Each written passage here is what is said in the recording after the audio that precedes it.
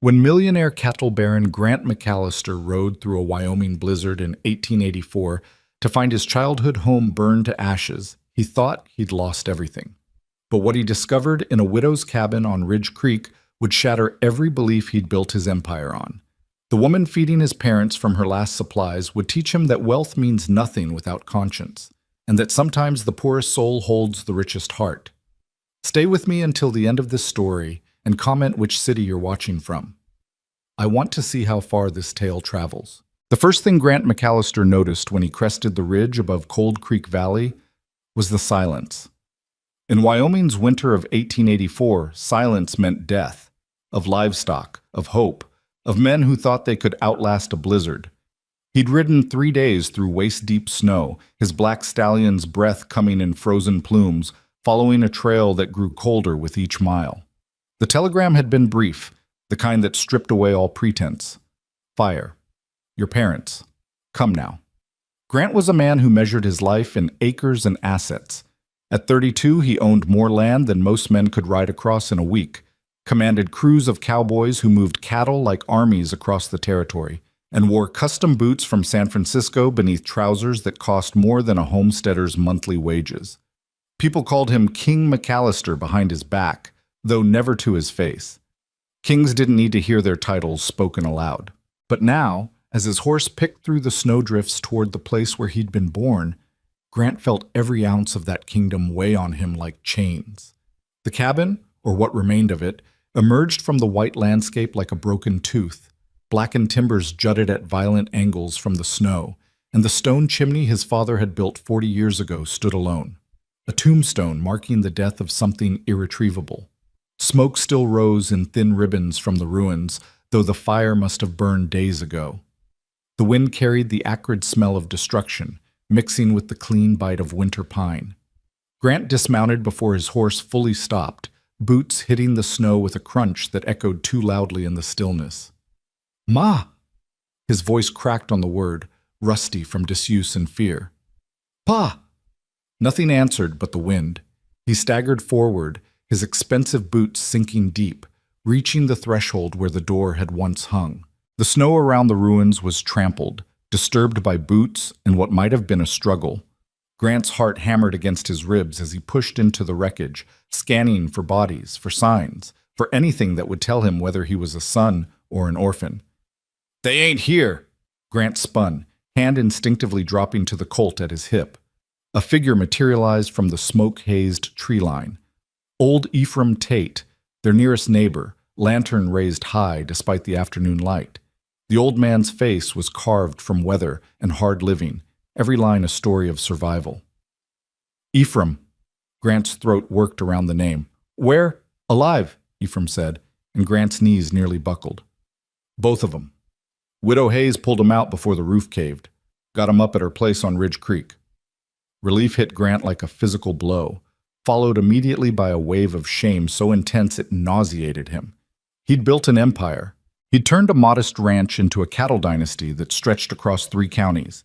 He'd dined with railroad men and politicians, had been photographed for newspapers in Cheyenne and Denver. And yet he'd left his parents, the people who'd given him life, who'd worked themselves to bone teaching him to read and ride and reckon, alone in a cabin that could burn while he sat in his mansion planning his next acquisition. "Ridge Creek," Grant repeated, his voice hollow. "The Hayes place?" Ephraim's expression was unreadable in the fading light, but Grant caught something that might have been disapproval. "Nora Hayes, widow 2 years now, lives alone up there, scratching by on not much more than pride and stubbornness." He paused, then added with deliberate weight, "She gave your folks her own bed. Been feeding 'em from stores that were meant to last her through spring." The shame deepened, became something physical lodged in Grant's chest. He looked back at the ruins of his childhood home, at the place where his mother had taught him to read from a Bible by candlelight, where his father had shown him how to mend tack and gentle horses. 3 months. It had been 3 months since he'd made the ride out from his ranch to visit. 3 months of telling himself he was too busy, that spring would be better, that they understood. "How'd it start?" Grant asked. Ephraim's jaw tightened. "Can't say for certain. Your pa thinks it was the lamp, knocked over when he was feeling poorly. But he trailed off, his gaze drifting toward the valley below where other homesteads dotted the landscape like scattered stones. But what? There's been other fires, small ranchers mostly, always in winter when folks are most desperate. Ephraim's voice dropped. Always followed by offers to buy the land cheap. Your company's made 3 such purchases in the last year. Grant's blood went cold. What are you saying? I ain't saying nothing that needs saying, boy. I'm just telling you what folks talk about. Ephraim adjusted his grip on the lantern. Widow Hayes is about a mile up the creek. Follow the ridgeline. You'll see her light. He turned to go, then paused. Grant? She didn't ask for payment, didn't expect thanks. She did it because it was right.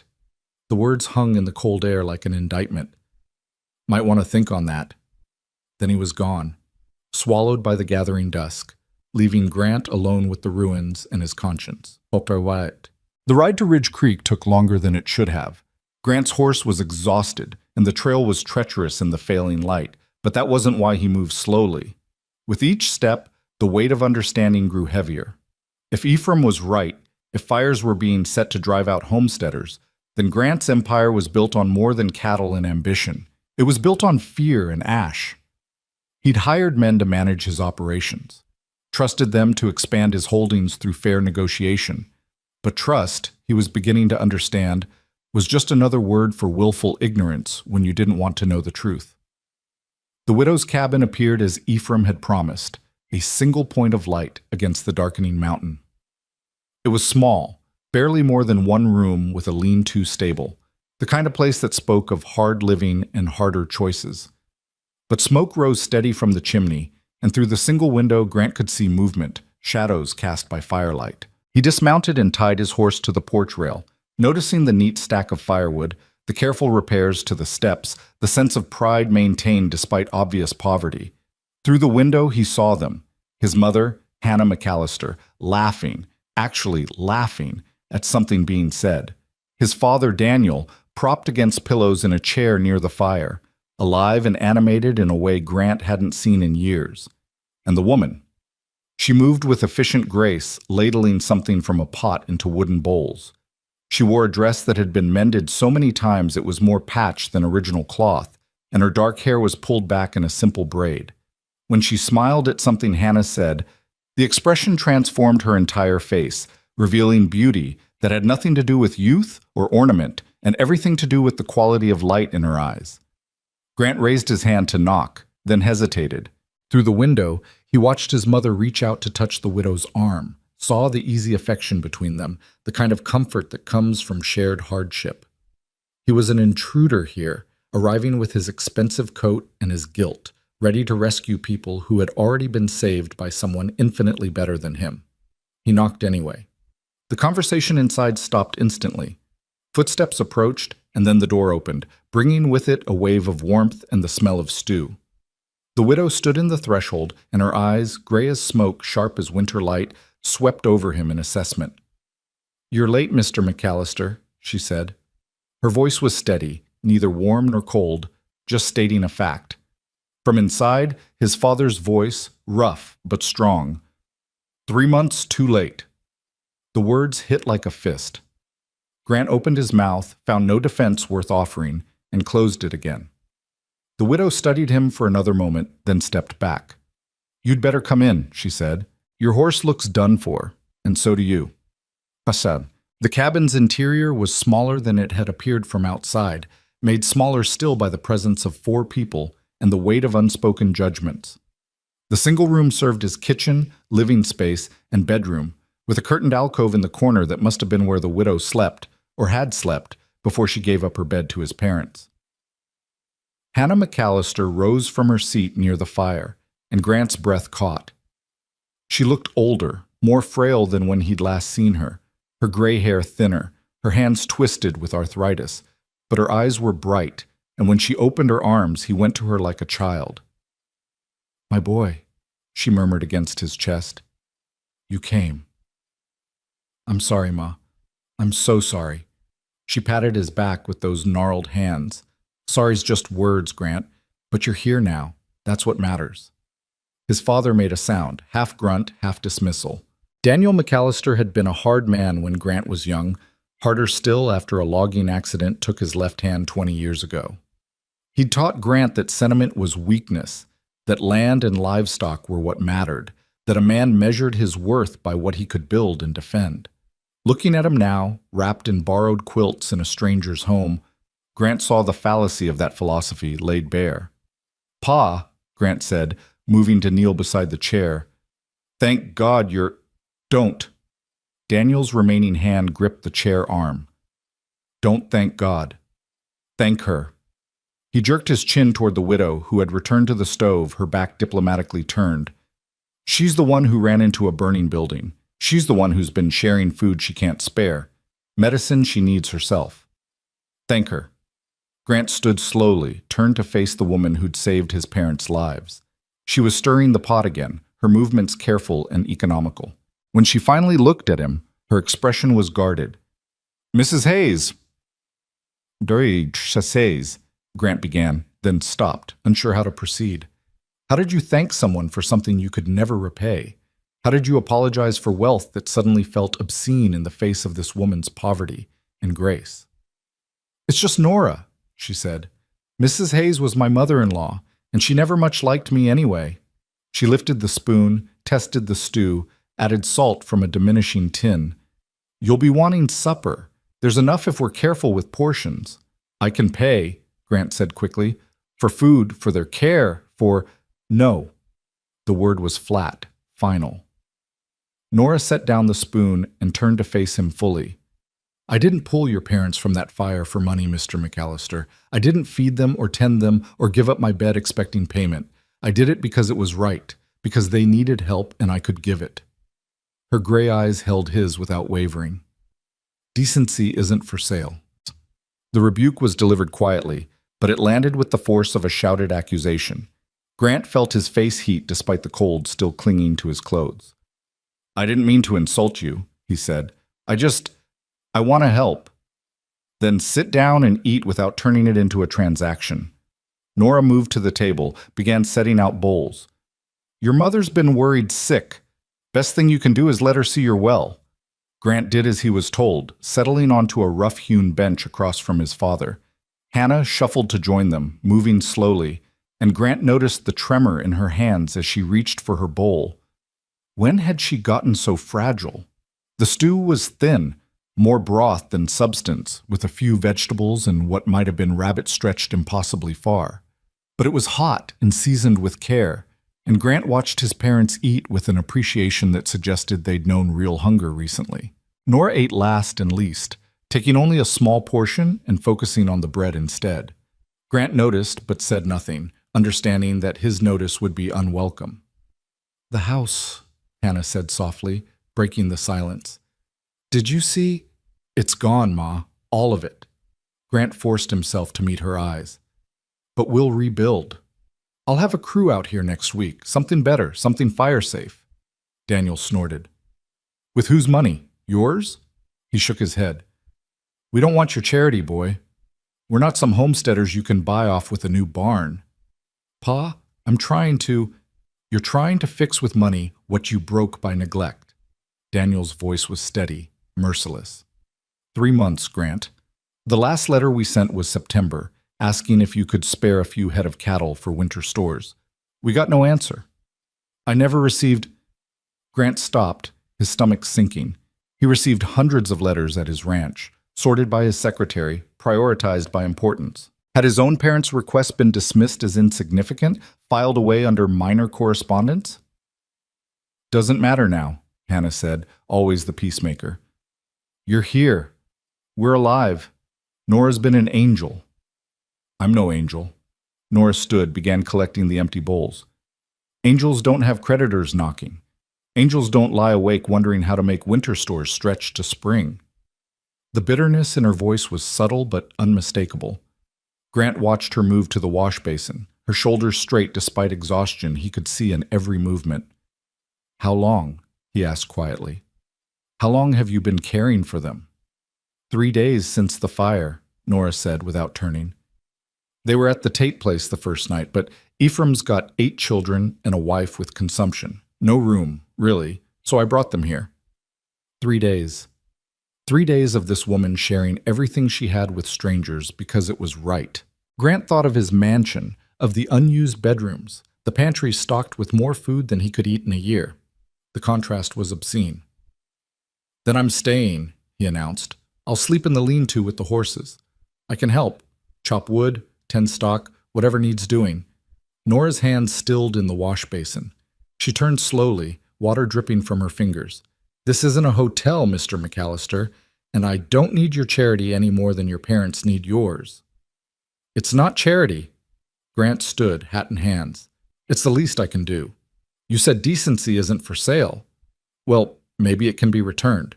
Maybe I can learn something about it." For a long moment, Nora studied him, her expression unreadable. Then, surprisingly, Hannah laughed, a dry, crackling sound. "Let him stay, dear. It'll do him good to remember what work looks like." She smiled at her son with affection tempered by disapproval. "Your father and I raised a cowboy. Somewhere under all that fine tailoring, there might still be one." Daniel grunted what might have been agreement. Nora looked between them, then back at Grant, and finally nodded once, sharply. "Fine. Lean-to's got room if you don't mind the smell of horse.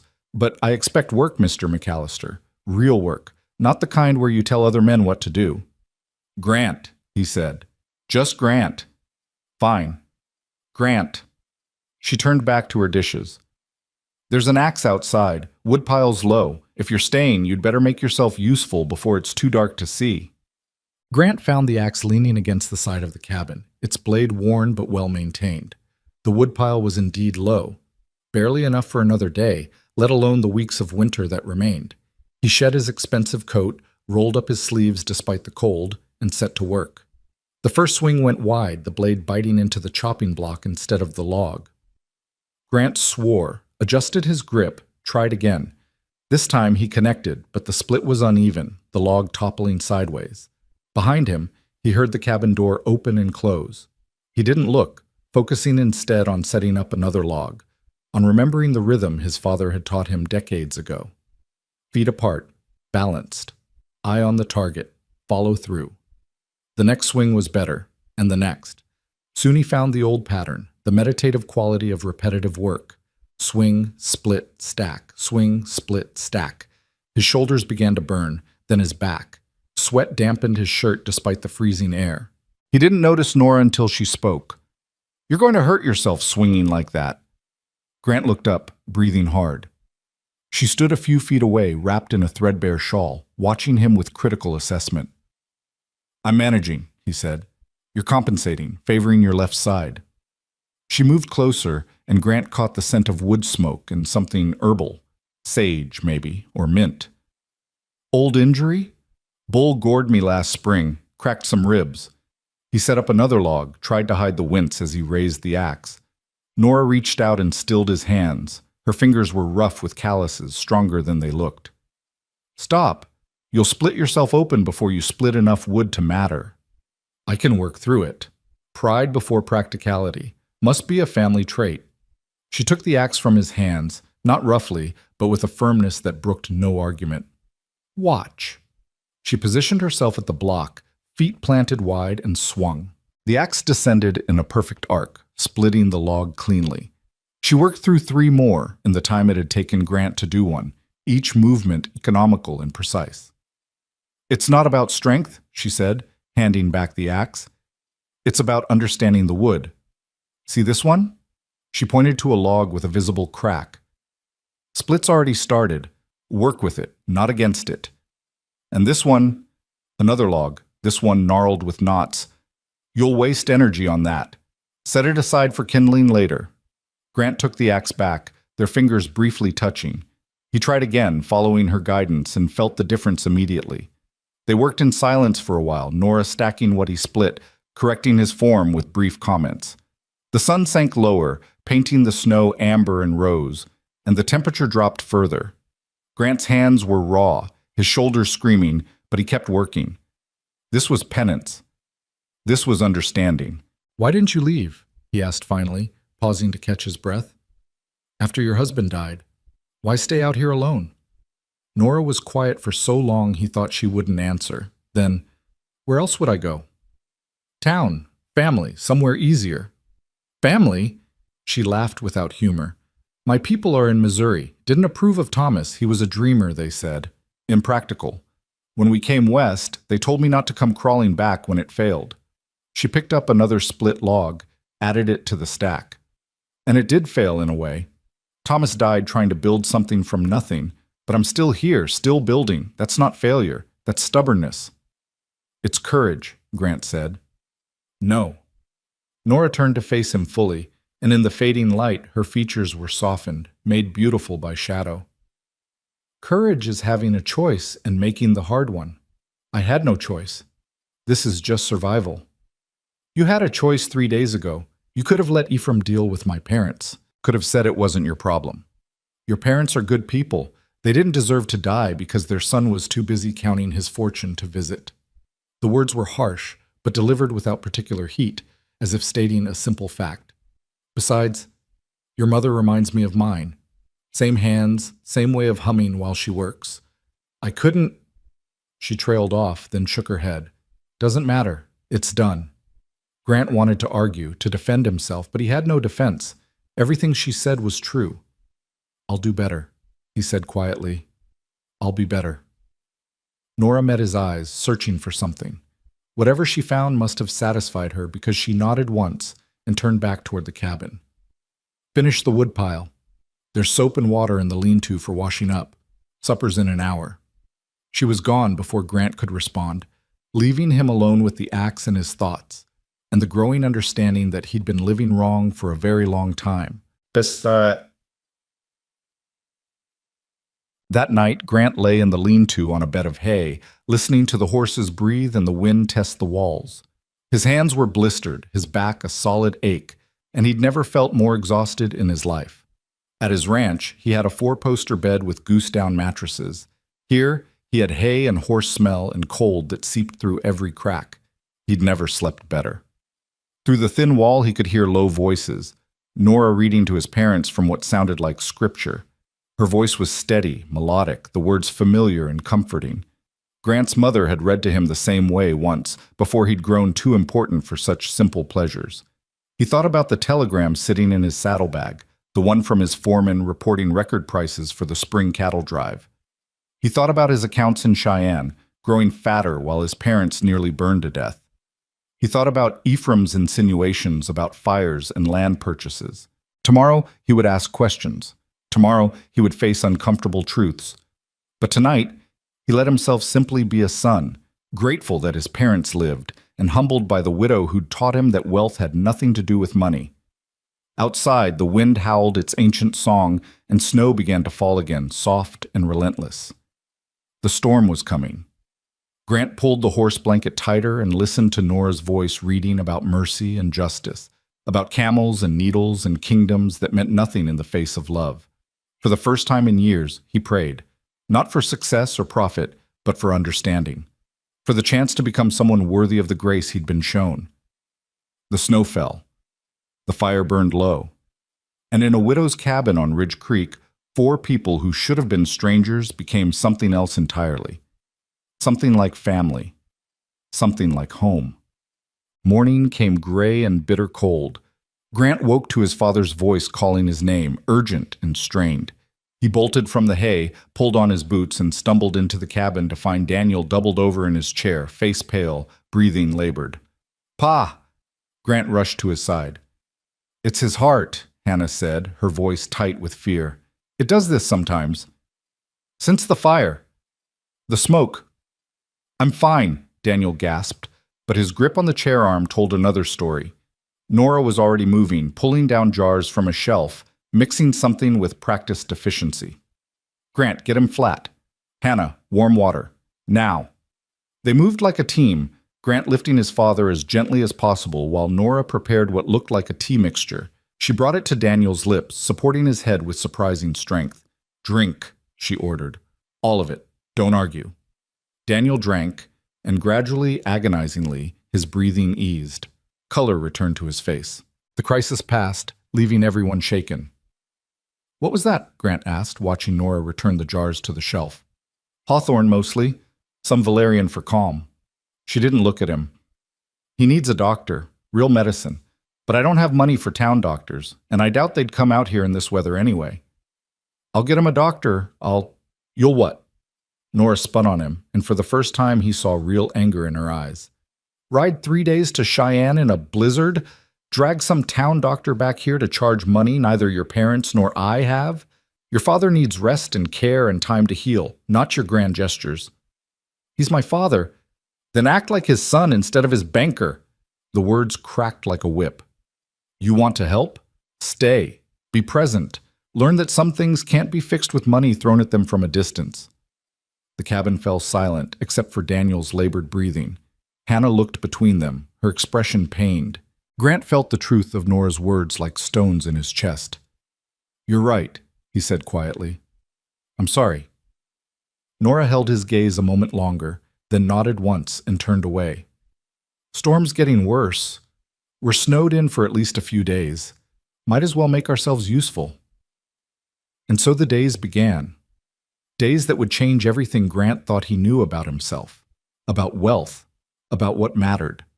Days of learning humility by the fire a widow kept alive, learning grace from people who had nothing but gave everything, learning that sometimes the richest man is the one who understands exactly how poor he's been.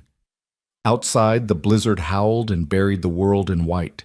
Inside, in a cabin barely big enough for four, a millionaire began the slow, painful work of becoming human again.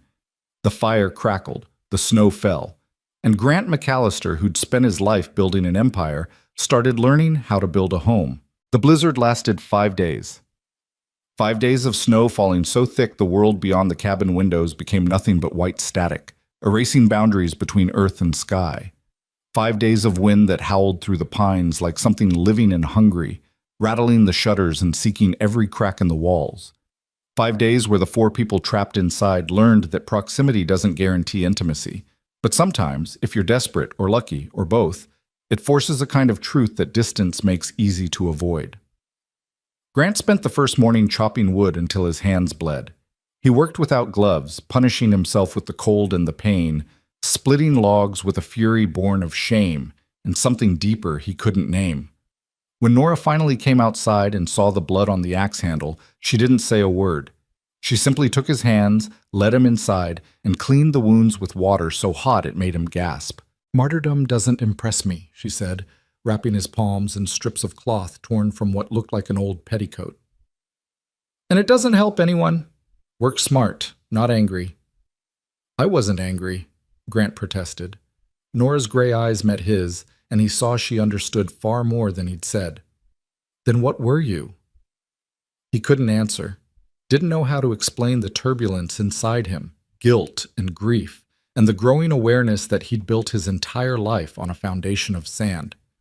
So he said nothing, and after a moment Nora nodded as if his silence had confirmed something. Your father needs his dressing changed, she said. Burns on his arm from the fire. I've been using honey and yarrow, but it's not healing right. Maybe you could help. It wasn't a request. Grant followed her to where Daniel sat by the fire, his shirt rolled up to reveal an angry wound that stretched from wrist to elbow. The old man's jaw was clenched against pain he refused to acknowledge. Don't need fussing, Daniel muttered, but his voice lacked its usual force. Then consider it punishment for your stubbornness, Nora said, her tone light but her movements gentle as she peeled away the old bandage. The wound beneath was red and weeping. Grant, hold his arm steady. This will hurt. Grant knelt beside his father's chair and took the scarred forearm in his bandaged hands. Daniel's skin was hot, the muscles beneath tense. When Nora began cleaning the burn with what smelled like sage tea, the old man's breath hissed between his teeth, but he made no other sound. Pa, Grant said quietly, watching Nora work with practiced efficiency. I need to ask you something. Then ask. The fire. You really think it was the lamp? Daniel was silent for a long moment, his eyes fixed on the flames. When he finally spoke, his voice was careful. Your mother thinks so. But you don't. I think, Daniel winced as Nora applied fresh honey, I think there's been a lot of fires lately. I think small ranchers keep getting offers to sell right after their barns burn or their fences get cut. I think there's money to be made in other people's misfortune. Grant's hands tightened on his father's arm. My company, your company, Daniel interrupted, is run by men you hired and then forgot about. Men who report numbers, not methods. When's the last time you asked how a piece of land was acquired, Grant? When's the last time you looked at a contract and asked why someone would sell so cheap? The words landed like physical blows. Grant wanted to defend himself, to insist he'd always acted honorably, but the defense died in his throat. Because his father was right. He'd hired managers to handle acquisitions, had reviewed only the final numbers, had concerned himself with profit margins and stock counts, while deliberately remaining ignorant of the human cost. I didn't know, he said finally. No, Daniel agreed, his voice gentling slightly. You didn't want to know. There's a difference. Nora finished bandaging the wound and stood, gathering the soiled cloths. Burns need air to heal, but not cold. Keep him near the fire. She paused, looking between father and son. Whatever happened, happened. What matters is what you do now. She moved away to dispose of the bandages, leaving Grant kneeling beside his father's chair. Daniel's good hand came to rest on Grant's shoulder, heavy and warm. I don't hate you, boy, the old man said quietly, but I'm disappointed. You were supposed to be better than me. Instead, you just got richer. The word should have hurt. Instead, they felt like absolution, an acknowledgement that failure was possible, which meant redemption might be too. I want to fix this, Grant said. All of it. I just don't know how. Start by staying, Daniel said. Learn what it's like to have nothing but what you can carry. Might change your perspective on what matters. From across the room, Hannah's voice rose in a hymn, thin and wavering but pure. Nora joined her after a moment, harmonizing in a low alto that wrapped around the melody like smoke. Grant listened to them sing about valleys and shadows and fear transformed by faith, and something in his chest cracked open. The snow fell. The fire burned. And Grant McAllister began to understand that being rich and being whole were not the same thing at all. By the second day, cabin fever had set in.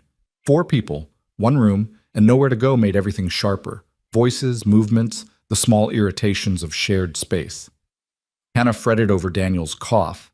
Daniel snapped at Hannah's fretting. Nora moved between them with endless patience, though Grant noticed the tension in her shoulders, the way her jaw tightened when Daniel complained about the food, or Hannah apologized for the 10th time about being a burden. I'm going to check the horses, Grant announced, needing escape, needing to breathe air that wasn't weighted with unspoken resentment. Take this, Nora said, handing him a bucket. Snow needs melting for water anyway. Outside, the cold hit like a fist, stealing his breath. The world was reduced to shades of white and gray, the lean-to barely visible through the driving snow. Grant pushed through drifts that reached his thighs, finally making it to the shelter where his black stallion and Nora's aging mare stood hip-shot and patient. Hey there, he murmured, running his hand along the stallion's neck. The horse nickered softly, his breath warm clouds in the frozen air. I know. I'm ready to leave too. But even as he said it, Grant realized it wasn't entirely true. Yes, the cabin was cramped and the tension exhausting. But there was something else too, something about the simplicity of life reduced to essential needs. Warmth, food, shelter, company. No accounts to review, no business decisions to agonize over, no performance to maintain. Just survival, shared honestly. He was filling the bucket with clean snow when he heard the lean-to door creak. Nora entered, wrapped in layers that made her look twice her actual size, carrying a feed sack. Didn't mean to crowd you out, she said, moving to pour oats into the horse's trough. You didn't. I just needed air. I know. She smiled slightly. Your mother means well, but she hovers, and your father's in pain, which makes him mean. It's exhausting even when they're not your parents. Grant watched her work, struck by her efficiency. Everything she did was deliberate, nothing wasted, not movement, not words, not resources. It was the economy of someone who'd learned that waste could mean death. How do you do it? He asked. Live like this, I mean. Alone. Nora was quiet for a moment, running her hand along the mare's flank. You make it sound like a choice, like I woke up one morning and decided poverty looked interesting. That's not what I meant.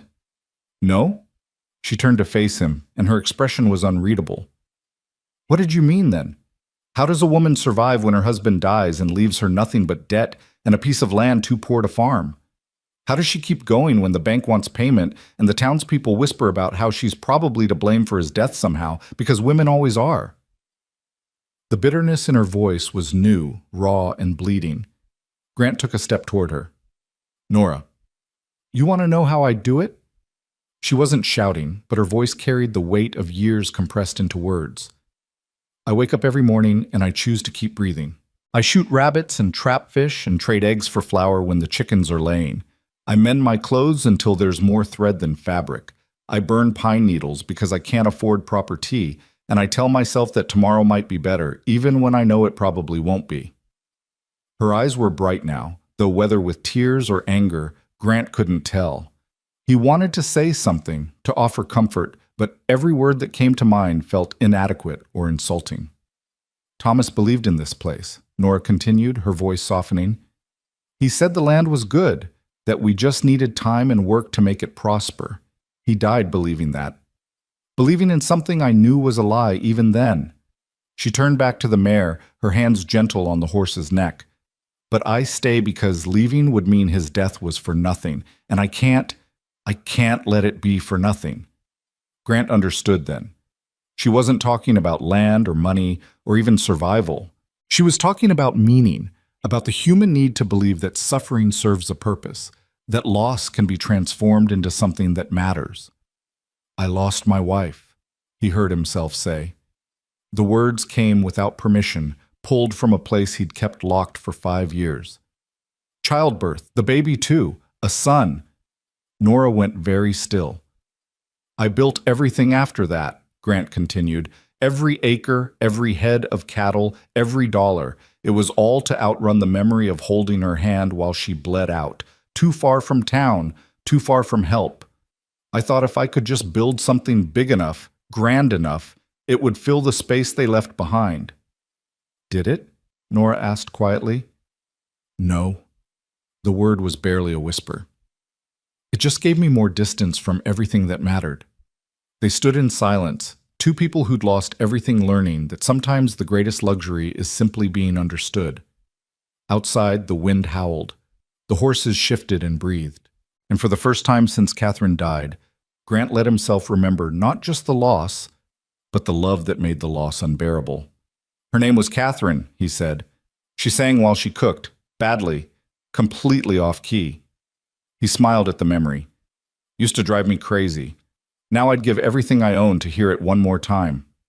Nora reached out and took his bandaged hand in hers. The gesture was brief, not romantic, but deeply human. One survivor acknowledging another. Come on, she said. Your mother will worry. They trudged back through the snow together, and when they entered the cabin, bringing cold air and melted snow, Hannah looked up from her mending with relief so profound it was almost painful to witness. Thank goodness, she said. I was about to send your father after you, and he can barely stand. We were just tending the horses, Ma. I know, but storms like this... She trailed off, her hands trembling on the cloth. They take people. They take everything. Grant crossed to her and knelt, taking her gnarled hands in his. I'm here, Ma. I'm not going anywhere. Promise me, she said urgently, her eyes searching his face. Promise me you'll learn, that you'll be different, better. I promise. Hannah studied him for a long moment, then nodded and returned to her mending. Daniel, watching from his chair, said nothing, but something in his expression had softened. That night they played cards by firelight, a battered deck Nora produced from a trunk. The rules were simple, the stakes non-existent, but the laughter was real. Hannah won 3 hands in a row, crowing with delight each time, while Daniel accused her of cheating with such obvious pride that even he smiled. Grant lost spectacularly, his attention divided between the cards and Nora's face, watching the way firelight caught in her eyes when she laughed at his mistakes. You're terrible at this, she said, laying down yet another winning hand. Never had much time for games. Too busy making money, Daniel observed. Too busy making mistakes, Grant corrected, and his father's eyebrows rose in surprise. Later, when his parents had retired behind the curtain and the cabin had fallen quiet, Grant helped Nora clean up. They worked in comfortable silence, putting away cards and banking the fire for the night. She moved to the window, looking out at the darkness and snow. "It's beautiful," she said quietly. "Even when it's trying to kill you, winter's beautiful." Grant joined her at the window. Their reflections looked back at them, ghostly in the glass, two figures standing close but not quite touching, both of them damaged, both of them learning. "Tell me about him," Grant said. "Your husband." Nora was quiet so long he thought she wouldn't answer. Then, "Thomas was kind, impractical but kind. He believed people were basically good, that hard work always paid off, that dreams could substitute for reality if you believed hard enough." She smiled sadly. "I loved him for it, even as I resented him for it. He left me alone here with nothing but those dreams." "You're angry at him." "I'm furious at him."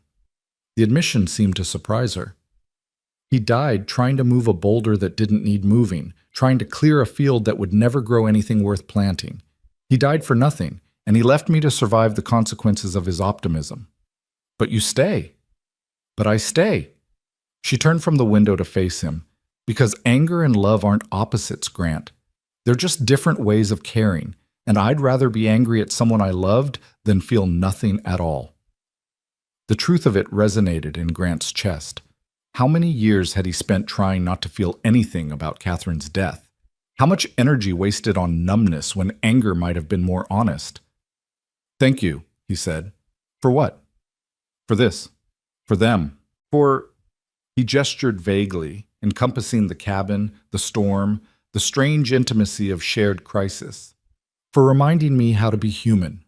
Nora's expression softened. "You're welcome. Though I suspect you're giving me too much credit. Some lessons can only be taught by life itself."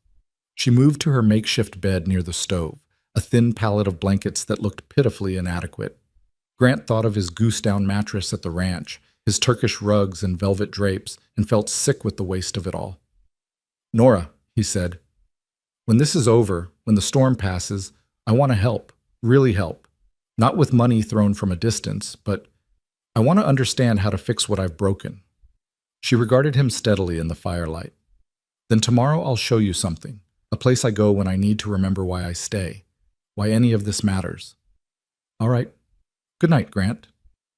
"Good night." He retreated to the lean-to, to his bed of hay and horse breath, and lay awake listening to the storm. But for the first time in days, the sound wasn't frightening.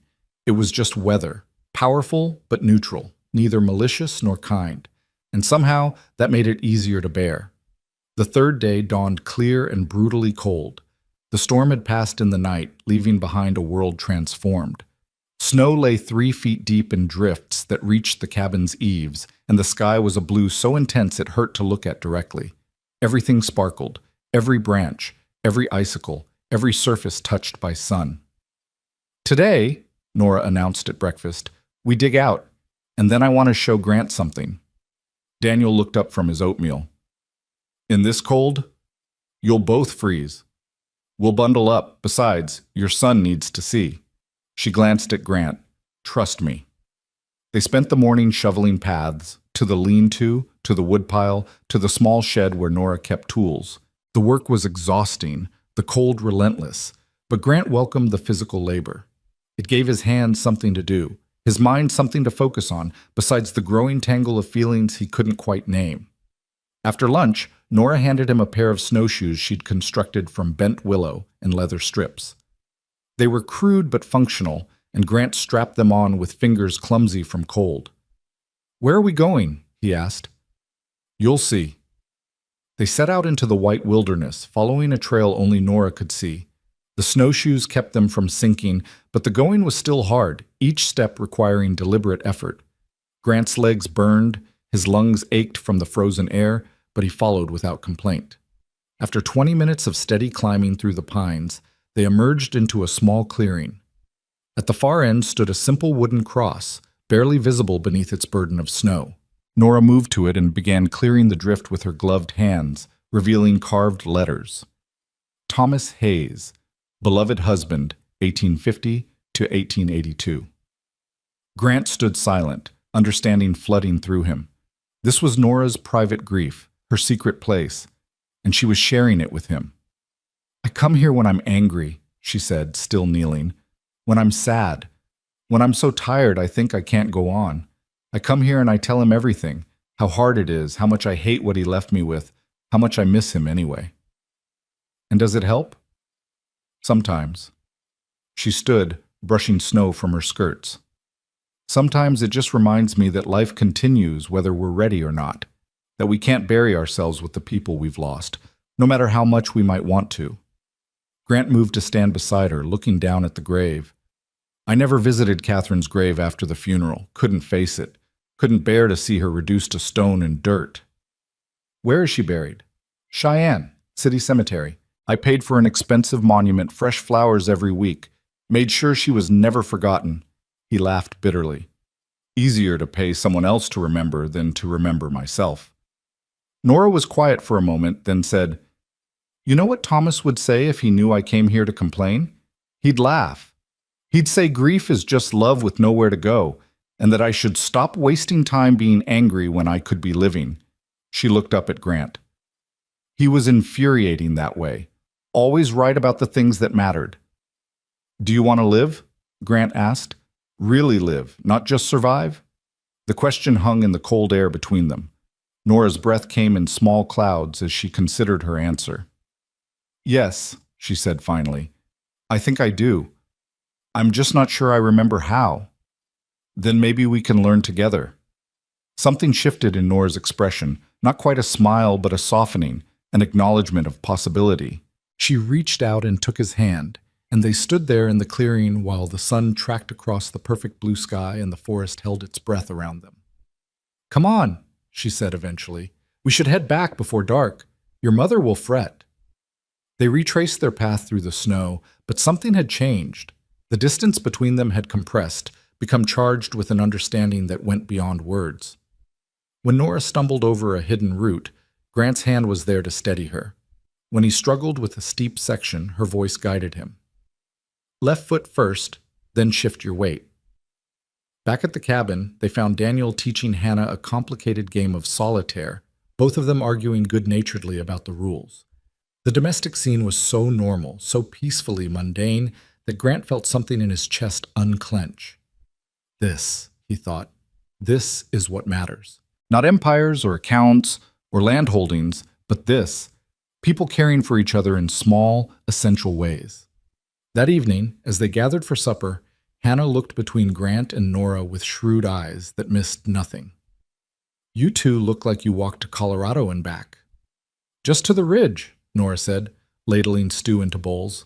The food was still thin, portions carefully measured, but no one complained. They'd developed a kind of camaraderie born of shared privation, everyone understanding that surviving together meant accepting less individually. "Saw Thomas's grave," Grant added, and Hannah's expression gentled. "He was a good man," she said. "Dreamer, but good." "All the best men are dreamers," Daniel observed. "It's the ones who dream only for themselves you have to watch." The comment was clearly directed at Grant, but for once he didn't bristle at his father's criticism. Instead, he nodded slowly. "You're right, Pa. I've been dreaming wrong. Dreaming too small, actually, thinking wealth was the same as success." "And now?" Daniel asked. Grant looked around the cramped cabin, at his mother's gentle face, his father's scarred hands, Nora's quiet strength. "Now I'm learning what success really looks like, and it's nothing like what I thought." Daniel held his gaze for a long moment, then nodded once, the gesture carrying a weight of approval Grant hadn't realized he needed so desperately. After supper, Nora pulled out her battered Bible and read aloud by firelight. Her voice wrapped around ancient words about valleys and still waters, about mercy following all the days of a person's life. Hannah hummed along, knowing the passages by heart. Daniel closed his eyes, his breathing evening out into something like peace. Grant sat at the table, watching them, and felt the years of armor he'd built around his heart begin to crack. Not breaking, not yet, but fissuring, letting in light he'd deliberately shut out. When Nora closed the Bible, she looked up and found him watching her. For a heartbeat, Their eyes locked, and Grant saw his own cautious hope reflected back at him. Then she smiled, small and private, and the moment passed, but not the feeling behind it. The fourth day brought visitors. They heard the horses first, the jingle of tack, the crunch of hooves in packed snow. Grant tensed immediately, his hand dropping instinctively to where his gun would have been if he'd been wearing it. Through the window, he saw 4 men on horseback, the pastor from Ridge Creek Church and 3 members of the town council, all looking grim and determined. "Trouble," Daniel muttered from his chair. Nora stood slowly, her face draining of color. "They wouldn't. Not now." "Wouldn't what?" Grant asked, but before she could answer, a heavy knock rattled the door. Grant opened it to find Pastor Morris on the threshold, hat in hands, his round face pink with cold and discomfort. Behind him, Councilman Reeves, Patterson, and Thornton sat their horses like judges about to deliver a verdict. "Mr. McAllister," the pastor began, his voice carrying false heartiness. "Heard you were here. Come to check on your parents, naturally. Christian duty and all that." "They're recovering, thank you," Grant said, not moving from the doorway. Something in the men's postures, in the way they wouldn't quite meet his eyes, set off alarm bells. "Yes, well," Pastor Morris cleared his throat. "That's actually what we've come to discuss. It's, somewhat delicate." "Then discuss it," Daniel called from inside. "Cold's getting in." The men dismounted and filed into the cabin, bringing with them an air of righteous discomfort. They removed their hats, but remained standing, arranged in a rough semicircle like a tribunal. Nora had retreated to the far corner, her arms wrapped around herself, chin raised in defiant anticipation of judgment. Pastor Morris cleared his throat again.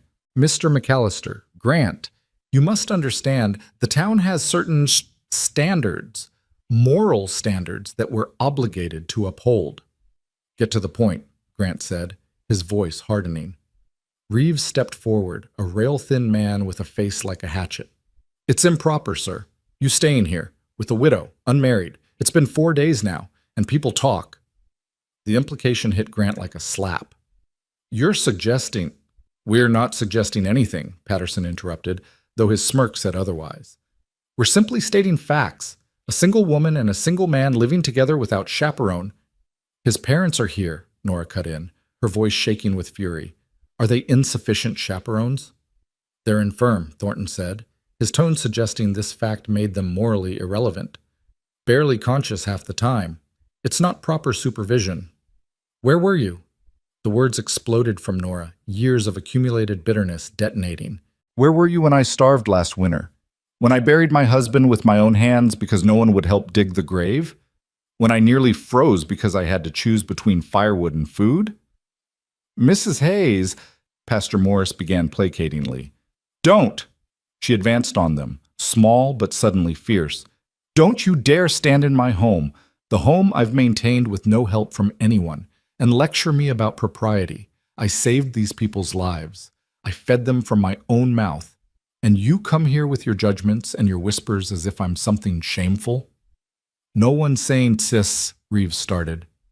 "Yes, you are." Nora's voice cracked. "You're saying I'm a scandal, that kindness is suspicious, that a woman can't show basic human decency without it being twisted into something ugly." Grant wanted to speak, to defend her, but the words tangled in his throat. Fear gripped him, not of scandal, but of something deeper. What if they demanded he leave? What if staying meant ruining Nora's already precarious standing in the community? What if the choice came down to protecting his reputation or protecting her? And in that moment of hesitation, that silence when he should have spoken, Grant saw Nora's expression change, saw hope curdle into disappointment, saw her realize he wasn't going to fight for her the way she'd fought for his parents.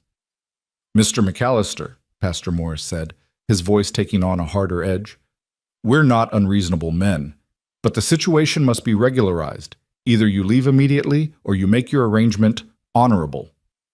"Honorable," Grant repeated, the word tasting like ash. They meant marriage.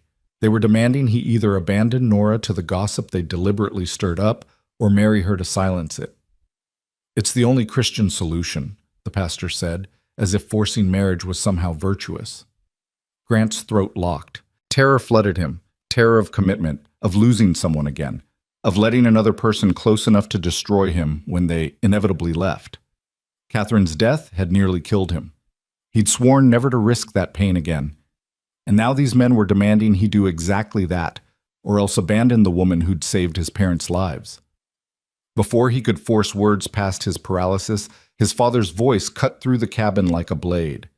"Enough!" Daniel McAllister had risen from his chair, pale and trembling but upright, one hand braced against the wall for support. Every eye turned to him.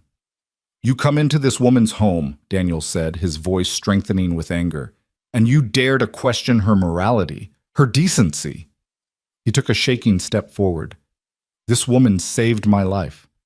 Pulled me from a burning building when she had every reason to let me die. Fed me from her own plate when she was starving. Gave up her bed, her comfort, her privacy, and you repay her with suspicion?" "Mr. McAllister, please," Pastor Morris began. "I'm not finished." Daniel's good hand clenched into a fist. "You preach charity every Sunday. You talk about Good Samaritans and Christian duty. But when a woman actually lives those principles, you punish her for it. You shame her for showing more grace in 4 days than your entire council has shown in 4 years." Silence crashed over the cabin. The councilman shifted uncomfortably, unable to meet Daniel's burning gaze. "My son," Daniel continued, his voice dropping but losing none of its intensity, "has been a fool. He's built an empire while forgetting what matters. But he's here now, he's learning, and you will not—" His voice rose again. "You will not use this good woman's kindness as an excuse to spread poison." "The talk is already—" Reeves started. "Then stop it," Hannah said, standing to join her husband. Her voice was softer than Daniel's, but no less fierce. "Use your positions to defend her instead of condemning her. Tell the truth, that she's a saint, not a scandal." Pastor Morris's face had gone from pink to red. "The appearance of impropriety is in your minds, not in our actions," Nora said quietly. She'd regained her composure, though Grant could see the cost in the rigidity of her shoulders. "If you want me to marry to satisfy your gossip, find another bride. But you'll not force me into it, and you'll not shame me for basic human decency."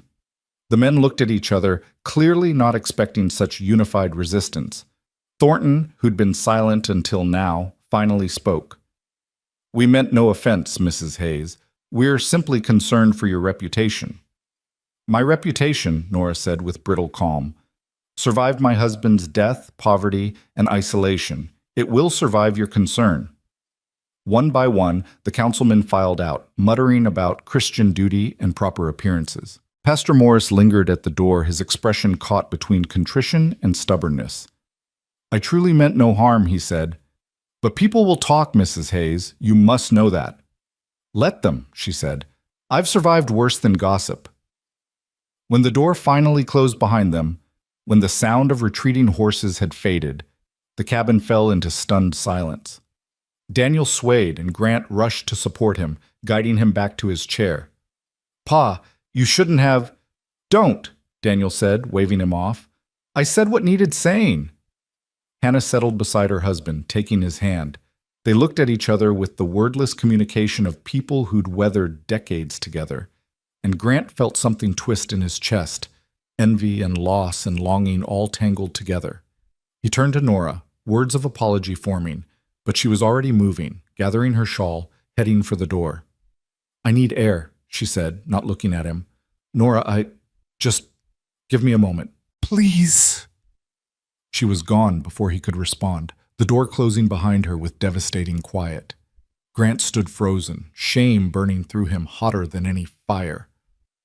"You going to let her go?" Daniel asked, his voice rough but not unkind. "I don't know what to say." "Start with the truth," Hannah suggested. "Tell her why you're afraid." "She knows why." "Does she?" His mother's gaze was penetrating. "Or does she just know you're afraid? There's a difference, Grant. Fear with explanation is honest. Fear without it is just cowardice." The words landed like stones in still water, sending ripples through everything Grant thought he understood about himself. He grabbed his coat and followed Nora into the cold. He found her at the woodpile, not cutting, but simply standing, staring out at the mountains. The sun was setting, painting the snow gold in rows. She didn't turn when he approached. "I'm sorry," Grant said. "For what?" Her voice was flat. "For hesitating? For almost letting them force your hand? For proving that kindness always gets punished in the end? For being afraid." That made her turn. Of what? Marriage? Commitment? Or just me specifically? Grant forced himself to meet her eyes. Of losing someone again. Of letting myself care and then watching them die. Catherine, when she died, it nearly destroyed me. I swore I'd never put myself through that again. "So you built walls instead of a life?" "Yes." The admission hurt, but it also felt like relief, like lancing an infected wound. I built walls and filled the space behind them with money and land and anything that couldn't abandon me. And when my parents needed me, when real people with real needs called out, I didn't hear them, because I'd gotten so good at not hearing anything that might hurt. Nora's expression softened fractionally. "I understand being afraid. I'm terrified every single day, of failing, of starving, of dying alone and unmourned. But I choose to keep living anyway, to keep trying, because the alternative is just existing, and that's not enough." "You're right." "I know I am." She wrapped her arms around herself, shivering. "Those men, they weren't wrong about one thing. You staying here has complicated my life, made me a subject of gossip I can't afford. But even knowing that, I'd do it again because it was right, and I'm tired of apologizing for doing right." Grant stepped closer, drawn by something he couldn't name and couldn't resist. "Then don't apologize, and don't let them shame you. You're the best person I've ever met, Nora Hayes, the truest. And if staying here causes you trouble, then I'll find a way to fix it. Not with money or grand gestures, but with—" He stopped, uncertain how to finish. "With what?" she prompted. "With presence," he said finally. "With showing up. With being the kind of man who deserves to stand beside someone like you instead of hiding behind walls of my own making." Nora studied him for a long moment, her gray eyes searching his face for truth or lies. Whatever she found must have satisfied her because she nodded slowly. "All right," she said. "Then stay. Not because anyone's forcing you, not to protect my reputation or satisfy gossips. Stay because you want to, because you're learning something that matters." "I want to," Grant said. "More than I've wanted anything in years." "Good." She turned back toward the sunset, and after a moment, Grant moved to stand beside her. Not touching, but close. Close enough that he could feel her warmth, hear her breathing, exist in the same space without needing to fill it with words. They stood together as the sun sank behind the mountains and the first stars pricked through the darkening sky. The cold deepened, became biting, but neither of them moved. Because sometimes the most important thing is simply being present. Choosing to stay when leaving would be easier. Choosing to feel when numbness would be safer. Finally, Nora spoke, her voice quiet but steady. "Stillness isn't weakness, Grant. It's where healing starts." "I'm beginning to understand that." "Good," she said again. Then, surprising him, "Your hand is bleeding." He looked down and saw fresh blood seeping through the bandages from earlier. In his haste to follow her, he'd split open the wounds. "Come on," Nora said, taking his arm. "Let's get you cleaned up before your father delivers another lecture." They walked back to the cabin together, and when they entered, Daniel and Hannah looked up with matching expressions of relief. The fire had burned low, and Grant moved to feed it while Nora gathered fresh bandages. "All settled?" Daniel asked. "For now," Grant replied, settling beside his father while Nora unwrapped his hands. The wounds were worse than he thought, deep and angry. "You need to be more careful," she chided, cleaning them with gentleness that belied her stern tone. "I know." "Do you?" She looked up, and her eyes held a challenge. "Because careful isn't just about physical wounds. It's about guarding what matters. About understanding that some things, once broken, can't be mended with cloth and honey." Grant understood she wasn't talking about his hands anymore. "I'll remember." "See that you do." She finished the bandaging in silence, then moved to prepare supper from their dwindling stores. Grant noticed how little she took for herself, how she made sure Hannah and Daniel ate first. The self-sacrifice was unconscious, automatic, and it made his chest ache. That night, After his parents had retired and Nora had settled onto her pallet by the stove, Grant lay in the lean-to and stared at the darkness. He could hear the wind picking up again, promising another storm. Could hear his father's labored breathing through the wall, his mother's soft snoring. Could hear, when he strained, the sound of Nora shifting on her inadequate bed, probably cold, probably uncomfortable, giving up everything so others could merely survive. And Grant understood, finally, what his father had meant about being better, rather than just richer. Understood that Catherine's death hadn't been a punishment, but a tragedy, and that honoring her memory didn't mean never loving again. It meant living fully, bravely, in defiance of loss. He thought about Nora's hands cleaning his wounds, about her voice reading scripture, about the way she'd faced down the town council with nothing but truth and courage, about how she chose every day to keep living, keep trying, keep being impossibly, stubbornly good. And slowly, tentatively, Grant let himself imagine a future that didn't involve walls, a future where fear wasn't the organizing principle of his life, a future where staying wasn't just about penance, but about possibility. Outside, the wind howled and the stars wheeled overhead, and the winter held them all in its merciless embrace. But inside, something warmer than fire was kindling, something fragile and fierce and alive with promise.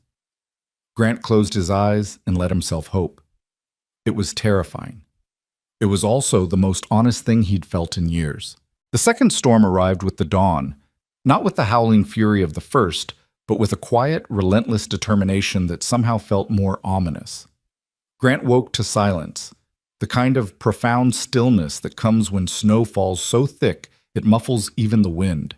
He pulled on his boots and pushed open the lean-to door to find the world erased, reduced to a wall of white barely 3 feet from his face. Inside the cabin, Nora was already awake, stirring oatmeal over the fire. Her hair hung loose down her back, not yet braided for the day. And in the early light, she looked younger, less burdened. She glanced up when he entered, and something passed between them. A recognition of the previous night's conversation, an acknowledgement that things had shifted in ways neither could fully articulate yet. "Morning," she said simply. "Morning." Grant moved to the window, peering out at the obliterated landscape. How long will this one last? Hard to say. Could be hours, could be days. She didn't sound particularly concerned, just resigned. "We've got food for another week if we're careful, firewood for longer. And after that? After that we pray for spring." She smiled slightly, stirring the pot. But spring's still months away, so best not to think too far ahead. Daniel emerged from behind the curtain, moving slowly, one hand pressed to his chest. The color in his face was better than yesterday, but Grant noticed the careful way his father eased himself into the chair, the shallow quality of his breathing. "Pa, you all right?" "Fine as a man with half a heart can be." Daniel waved off concern with his remaining hand. "Stop hovering, makes me feel like I'm dying." "You are dying," Hannah said, appearing behind him with a blanket. "We all are, just at different speeds. That's no excuse for refusing to be cared for." "Woman's got an answer for everything," Daniel muttered, but he let her tuck the blanket around his shoulders without further protest. They ate breakfast in companionable quiet, the oatmeal stretched thin with water and sweetened with the last of Nora's honey. Grant watched his parents together, the small touches, the wordless communication, the way Hannah anticipated Daniel's needs before he voiced them. 50 years of marriage, he calculated. 50 years of choosing each other daily, building a life from accumulated moments of grace and compromise. "What are you thinking?" Nora asked, catching him staring. "That I've wasted a lot of time." "Then stop wasting more," Daniel said bluntly. "Time spent regretting the past is time stolen from fixing the future." Grant nodded slowly, then turned to Nora. "Tell me about the land. Your land. What made Thomas think it could work?" Nora set down her bowl, surprise flickering across her face. "Why do you want to know?" "Because I need to understand. Everything. What he saw here, what you see. What keeps you fighting for a dream that might be impossible?" She was quiet for a moment, her gaze distant. "There's a valley about 2 miles north. Thomas found it our first spring here, protected by ridges on 3 sides, south-facing, with a creek that never runs dry. The soil there is rich, not like the rocky hardscrabble near the cabin. He said it was perfect for hay, maybe even wheat if we could clear enough timber. But you never cleared it. Thomas died before we could start, and I couldn't do it alone. Her voice was matter of fact, but Grant heard the frustration beneath. I'm strong enough for most work, but felling trees, moving boulders, that takes equipment and muscle I don't have. So the valley sits empty while I scratch by on the poor land near the cabin. Grant looked at his father, saw the calculating expression he recognized from his own face when planning a business venture. Could it work? Really? Depends, Daniel said. Good soil, protected location, reliable water, those are the essentials. But land like that usually has a reason nobody's farming it. Hidden problems. Flooding, maybe, or drainage issues. Or just bad luck, Hannah added. Sometimes the land is fine, but the timing's wrong, or the money runs out, or life gets in the way. I want to see it, Grant said abruptly. The valley. Today. Nora laughed, gesturing at the window where snow fell in an impenetrable curtain. In this? When it clears, then. Tomorrow? Next week? Whenever.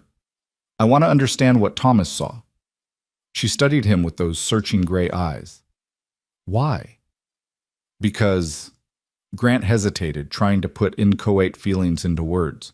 Because maybe some dreams aren't impossible. Maybe they just need different dreamers, people with different resources or skills or perspectives. You want to fix it, Nora said slowly. Turn Thomas's dream into reality. I want to help you turn it into reality. There's a difference. Daniel made a sound that might have been approval. Hannah smiled into her oatmeal, and Nora, after a long moment, nodded once. All right, when the snow stops, I'll show you. But Grant, she leaned forward, her expression intense. Don't make promises you can't keep. I've had enough disappointment. I'd rather have nothing than false hope. I understand. Do you? She held his gaze. Because hope is dangerous when you're barely surviving. It makes you careless, makes you bet on futures that might never come. I can't afford carelessness. Then I'll be careful with your hope, Grant said quietly. I'll treat it like the precious thing it is. Something shifted in Nora's expression. Not quite trust, but perhaps the willingness to consider trust. She nodded again and stood to clear the breakfast dishes, ending the conversation but not the current of possibility running beneath it. The snow fell all that day and into the night. They passed the hours in small, essential tasks, mending clothes, reading aloud, playing quiet games of cards. Daniel taught Grant a complicated form of solitaire that required strategy and patience, both of which Grant lacked. Hannah and Nora worked together on a quilt, their needles flashing in the firelight, creating beauty from scraps. Grant found himself watching Nora more than he should, the graceful economy of her movements, the way she hummed tunelessly under her breath while working, the small smile that touched her lips when Hannah told stories about Grant's childhood misadventures. He was memorizing her, he realized, cataloging details in case this strange, suspended time ended and real life rushed back in to sweep them apart. You're staring, Daniel observed during a lull in their card game. Grant jerked his attention back to his father. I was thinking. About her. Among other things, Daniel arranged his cards with deliberate care. Your mother likes her. Says she's got steel in her spine but a soft heart. Rare combination. She's remarkable, Grant agreed. Then don't waste her. Daniel's good eye fixed on his son with uncomfortable intensity.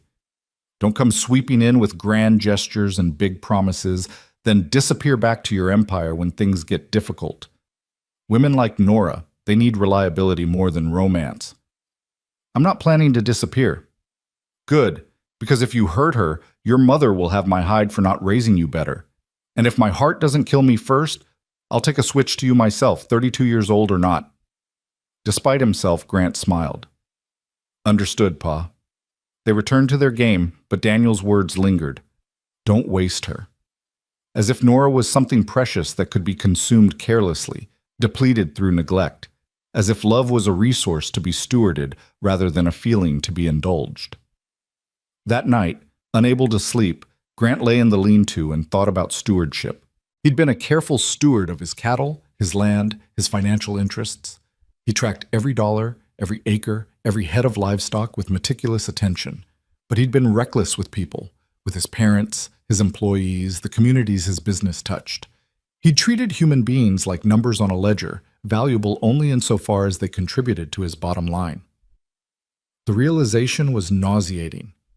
How many lives had he disrupted without knowing or caring? How many families displaced by land acquisitions he'd never bothered to question? How many small ranchers squeezed out by practices he'd authorized without understanding their human cost? Ephraim's words came back to him. Fires and forced sales, families losing everything while Grant's empire expanded. If that was true, and Grant was increasingly certain it was, then he wasn't just negligent. He was complicit, guilty by willful ignorance. The weight of it pressed on his chest like physical force. Tomorrow, when the snow cleared, he needed to send a telegram to his foreman. Start asking questions he should have asked years ago. Demand accounting not just of money, but of methods. And if he found what he suspected he'd find, corruption, coercion, cruelty conducted in his name, then he'd have to answer for it, publicly, completely. The prospect terrified him. But lying in the dark, listening to Nora's muffled movements through the wall, thinking about the grace she'd shown to strangers when she had nothing to spare, Grant understood that terror was no excuse. Not anymore. The snow finally stopped near dawn of the 6th day. Grant pushed open the lean-to door to find the world transformed yet again, pristine white, broken only by the dark verticals of pine trunks, the air so cold it hurt to breathe, the silence profound and almost holy. He stood on the threshold, breathing in that impossible clean cold, and felt something in him settle. By the time he made it to the cabin, Nora had coffee brewing, real coffee, the last of her precious stores brought out for what she must have decided was an occasion worth celebrating. The smell alone was intoxicating. "Today?" Grant asked, accepting a tin cup from her hands. "Today," she confirmed, "before another storm comes. Dress warm." They set out after breakfast, leaving Hannah to fuss over Daniel's morning medication and Grant's father to complain good-naturedly about being treated like an invalid. The snowshoes helped, but the going was still brutal. Thigh-deep drifts between the trees, hidden obstacles that caught their feet, the constant effort of simply moving forward. Nora led the way, following paths only she could see, occasionally pointing out landmarks, a lightning-split pine, a creek bed visible only as a depression in the snow, a rock formation like a crooked finger pointing skyward. They walked for nearly an hour, Grant's legs burning with effort, before Nora stopped at the top of a small rise. "There," she said simply. Below them spread a valley that took Grant's breath away. Protected by ridges exactly as Nora had described, facing south to catch maximum sunlight, perhaps 50 acres of relatively flat ground, broken only by scattered pines and the silver thread of a creek. Even buried under snow, the land's potential was obvious. The gentle slope that would aid drainage, the natural windbreaks, the perfect orientation for crops. "My God," Grant breathed. Thomas was right. He usually was about land, just wrong about having time to develop it. Nora's voice was carefully neutral, but Grant heard the longing beneath. "Can you see it? Hayfields here, vegetable garden closer to where we'd build. Maybe an orchard on that south-facing slope if the elevation's not too high. Barn in that protected corner. Why not use this land instead of the cabin site? Because I'd need to build everything from scratch. Shelter, fences, storage. That takes money and manpower I don't have. The cabin exists. I can survive there, even if I can't prosper." Grant turned to face her. "What if you had help? Real help, not just talk?" Nora's expression turned wary. "Grant, hear me out, please." He gestured at the valley. "This land could support a real operation. Hay for sale, crops for market. It's exactly the kind of property my company usually acquires, except..." He paused, choosing words carefully. "Except I don't want to acquire it. I want to help you develop it, as a partner, not an owner. I can't pay you back." "I'm not asking you to. I'm asking..." He stopped, struggling to articulate something he barely understood himself. "I'm asking for a chance to do something right, to build something that helps instead of hurts, to invest in a person and a place instead of just numbers on a ledger." Nora looked at him for a long moment, then back at the valley. "It would take years, enormous effort. There's no guarantee it would work." Most worthwhile things don't come with guarantees. And when you get bored, when your business needs you back in Cheyenne, or some better opportunity comes along, what happens to my dream then? The question was fair, the concern legitimate. Grant thought about his mansion standing empty, about business affairs he'd delegated to men he didn't trust, about an empire built on foundations he'd never properly examined. Then the dream stays yours, he said finally. I'll sign papers making it legal. Any improvements, any investments, they belong to you and your land. I'm not looking for ownership, Nora. I'm looking for purpose. She studied his face, searching for truth or deception. Why? Because since I've been here, living in your lean-to and eating your food, and watching you give everything you have to strangers who needed it, his voice caught. I've remembered something I forgot. That wealth means nothing if it doesn't serve life. That success without purpose is just accumulation. And I'm tired of accumulating. I want to build, really build, something that matters. Nora turned back to the valley, her breath coming in small clouds. When she finally spoke, her voice was barely audible over the wind. Thomas died in that valley, trying to move a boulder near the creek so he could redirect water flow. The boulder shifted, crushed his leg. By the time I found him, she stopped, swallowed hard. It took him 3 days to die. 3 days of fever and pain and knowing he was leaving me alone. Nora. So yes, she continued, her voice strengthening. I want to develop this land. I want to turn Thomas's dream into reality, but I won't let it kill anyone else. If we do this, if we really do this, we do it carefully, safely. No rushing, no grand gestures that end in tragedy. Agreed, Grant said immediately. Slow and steady. We take our time, do it right. And you commit. She turned to face him fully, her gray eyes fierce. Not to me romantically, I'm not asking for that. But commit to this project, to seeing it through. Because I can't survive another abandonment, Grant. I don't have the strength. The vulnerability in that admission nearly broke him. Grant wanted to promise her everything, devotion, constancy, a future free from abandonment or loss. But his father's voice echoed in his mind. Don't waste her. Don't make promises you can't keep. I commit, he said simply, to this land, to this project, to being the kind of partner you can depend on. I can't promise never to fail or make mistakes, but I promise to keep showing up, to keep trying, to treat your trust like the precious thing it is. Nora held his gaze, and something in her expression cracked open, not breaking but softening, allowing the possibility of hope to take root. All right, she said. All right, we'll try. They stood together at the top of the rise, looking down at the snow-covered valley that held so much promise and so much pain. The wind picked up, sending spirals of snow dancing across the drifts, and Grant understood that what they were really looking at wasn't land but possibility, the chance to build something good from accumulated grief. Thank you, Nora said quietly. For what? For seeing it, what this could be. She smiled slightly. Thomas would have liked you. You're both dreamers, just different kinds. They walked back to the cabin in companionable silence, both lost in thoughts too large for words.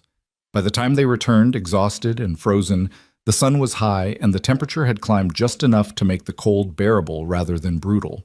Daniel looked up sharply when they entered, studying Grant's face with paternal intuition. Well? The land's perfect, Grant said, shucking off his snow-crusted coat. Exactly as good as Thomas thought. So you'll help her develop it? If she'll have me as a partner, Daniel looked at Nora, who nodded once. The old man's face split into something approximating a smile. Good. About time you did something worthwhile with that money. Over lunch, rabbit stew stretched with root vegetables and flour dumplings, Grant began outlining plans. Not grand schemes or massive interventions, but careful, measured steps. Clear the timber gradually over summer and fall. Build a small cabin near the creek as a base of operations. Start small with hay and vegetables. Prove the concept before expanding. We'll need equipment, Nora said. Saws, axes, a good plow. Draft horses strong enough for heavy work. And labor, Hannah added. 2 people can't clear 50 acres alone. 3 people, Daniel corrected. I may be half dead, but I'm not useless yet. Pa, you need to rest. I need purpose more than rest. Daniel's voice was firm. I've spent 60 years working land. You think I'm going to sit idle while there's a project like this happening? Grant looked at his father, frail, scarred, his heart damaged by smoke and time, and saw the same fierce determination he'd displayed facing down the town council. And he understood that purpose, not ease, kept people alive. All right, Grant said, but carefully. No heavy lifting. No, I'll supervise the boy, Daniel interrupted, gesturing at Grant.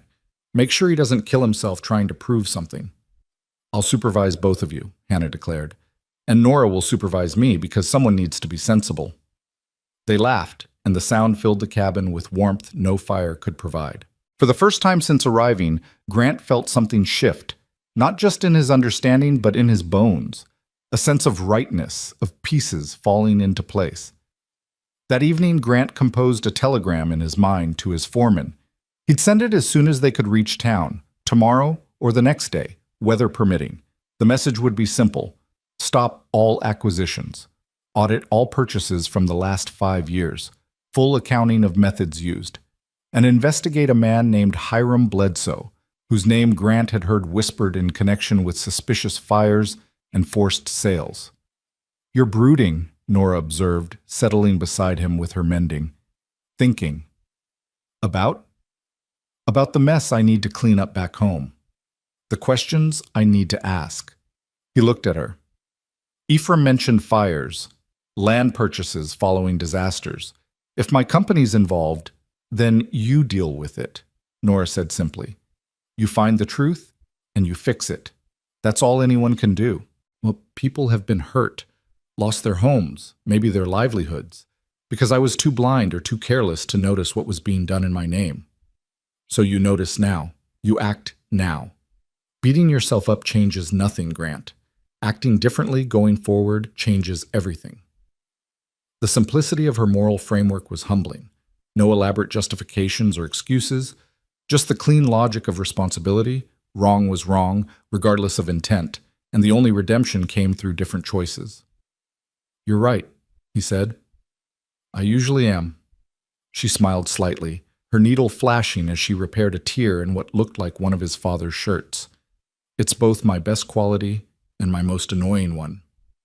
They worked in silence for a while, Nora mending and Grant helping Hannah prepare tomorrow's bread dough.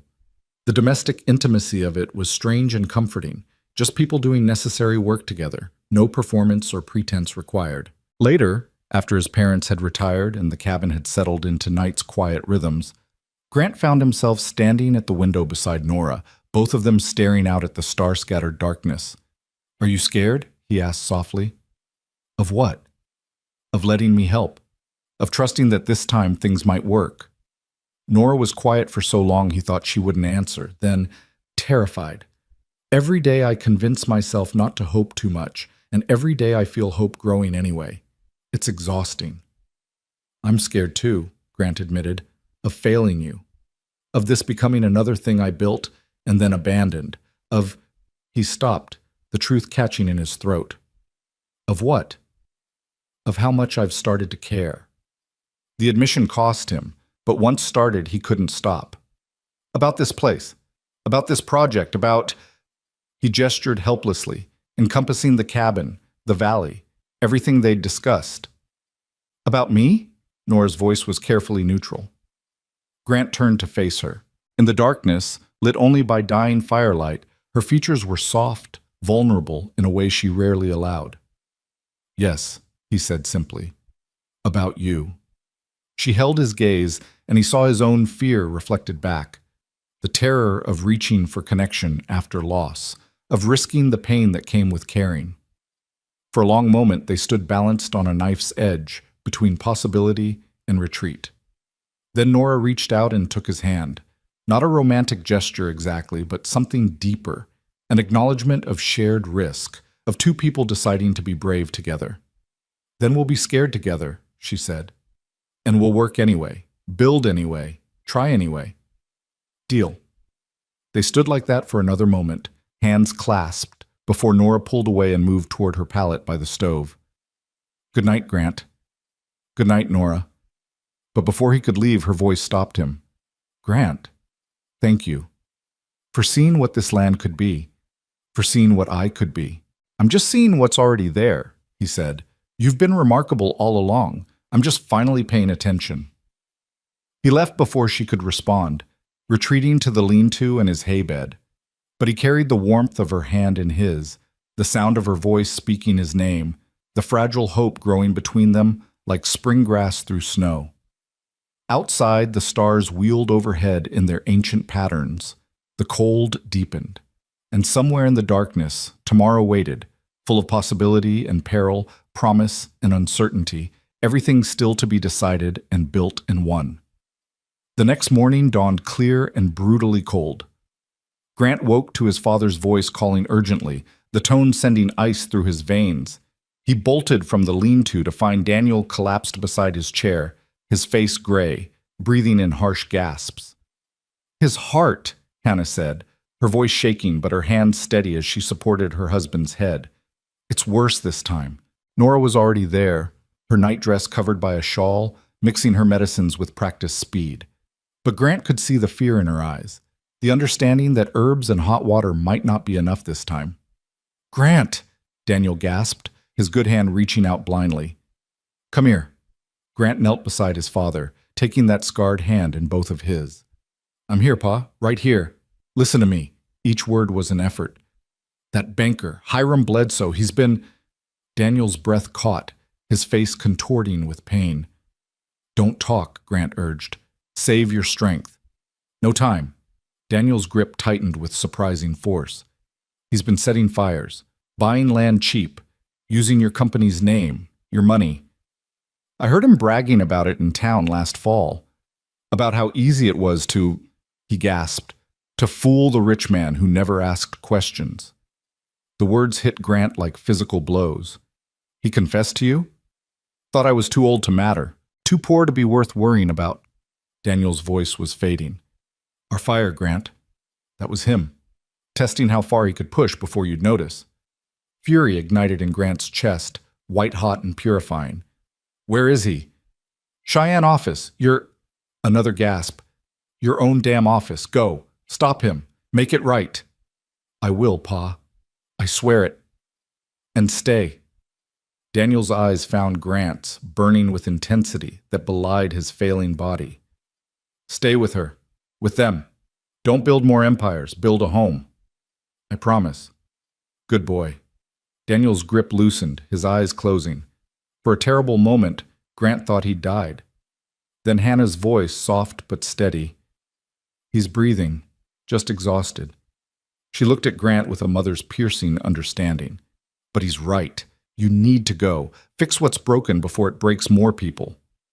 Grant wanted to argue, to stay until his father was stable, but Nora's hand on his shoulder stopped him. Go, she said. Your father's stable for now. But every day that man operates in your name, more people suffer. You need to stop him. I can't leave you. We'll manage. We've been managing. Her voice was firm. This is part of building something right, Grant, tearing down what's wrong first. She was right. They were all right. And sitting here while Bledsoe continued his crimes would make Grant complicit in everything that followed. I'll be back, he said. 1 week? 2 at most. And I'll bring supplies. Medicine. Just bring yourself back, Hannah interrupted. That's all we need. Grant looked around the cabin, at his father's pale face, his mother's worried expression, Nora's steady gray eyes. This was his family now. Not by blood necessarily, but by choice, by shared struggle and growing trust. 1 week, he repeated. Then to Nora. Take care of them. I will. And Grant? She moved closer, her voice dropping. When you face him, this Bledsoe, don't let anger make you reckless. Smart and steady wins. Remember? Smart and steady, he agreed. I'll remember. He packed quickly, taking only essentials. His black stallion was rested, ready for hard travel. As Grant saddled him in the pre-dawn darkness, his hands moved with automatic efficiency while his mind raced through implications and plans. Hiram Bledsoe. He could picture the man now, his chief land agent, hired 3 years ago with impressive credentials and aggressive acquisition strategies. Grant had praised him at board meetings, held him up as an example of results-driven management, and all the while, Bledsoe had been building a criminal empire inside Grant's legitimate one, using Grant's money and name as camouflage. The rage that thought inspired was cold and focused. This wasn't about personal betrayal, it was about justice for families burned out of their homes, for homesteaders pressured into selling, for every person Bledsoe had hurt while Grant looked the other way.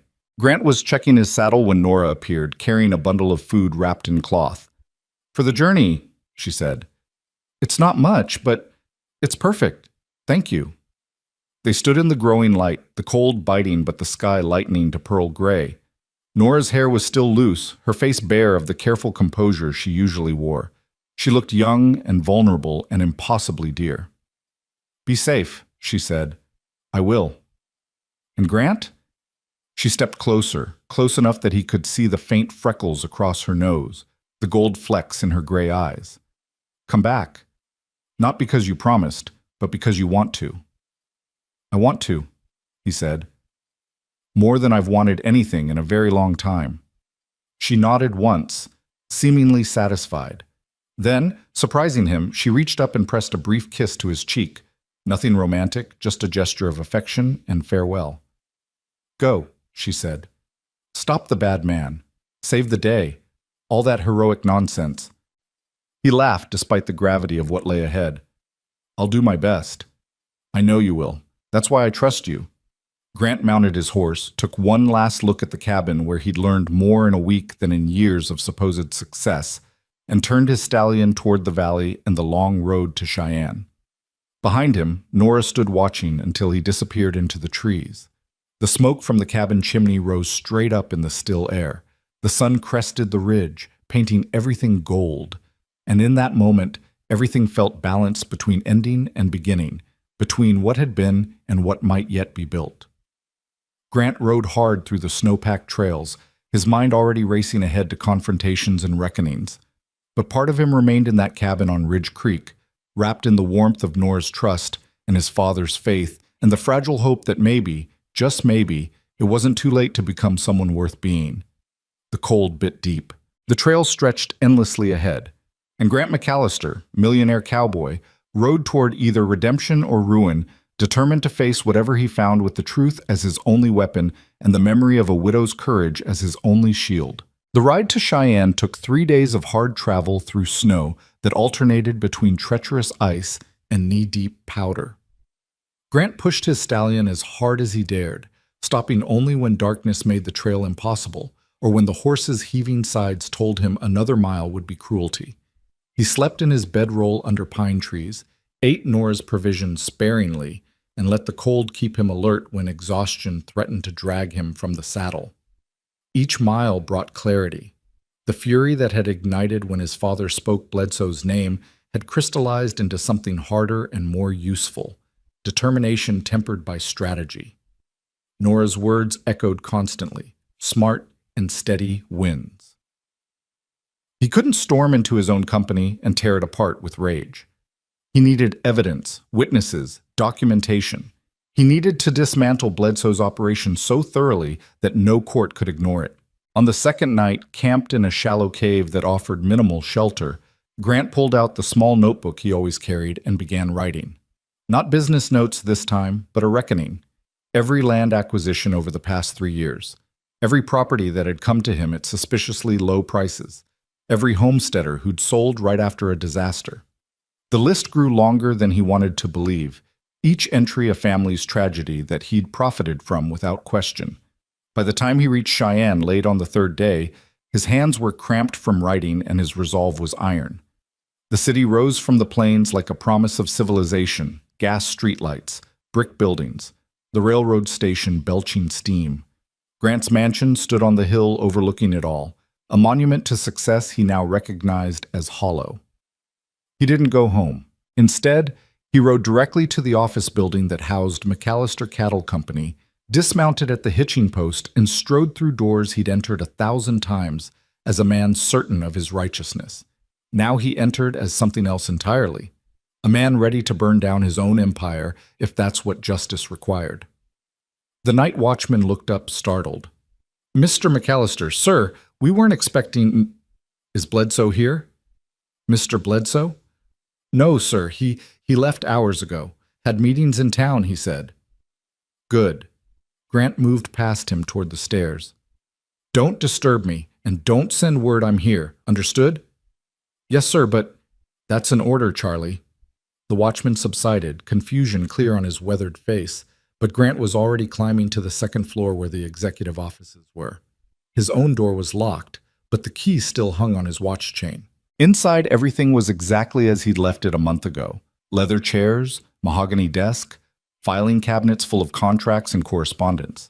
And Bledsoe's office was right next door, connected by an adjoining door. Grant lit the oil lamp on his desk and began searching methodically through his own files first. He needed to understand the scope before confronting anyone. Hours passed as he pulled contracts, compared dates, cross-referenced property records with newspaper accounts of fires and accidents. A pattern emerged, damning and undeniable. Every suspicious acquisition followed the same template. Disaster struck a small ranch.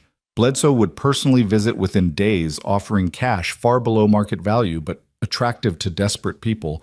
The deed would transfer quickly with minimal documentation.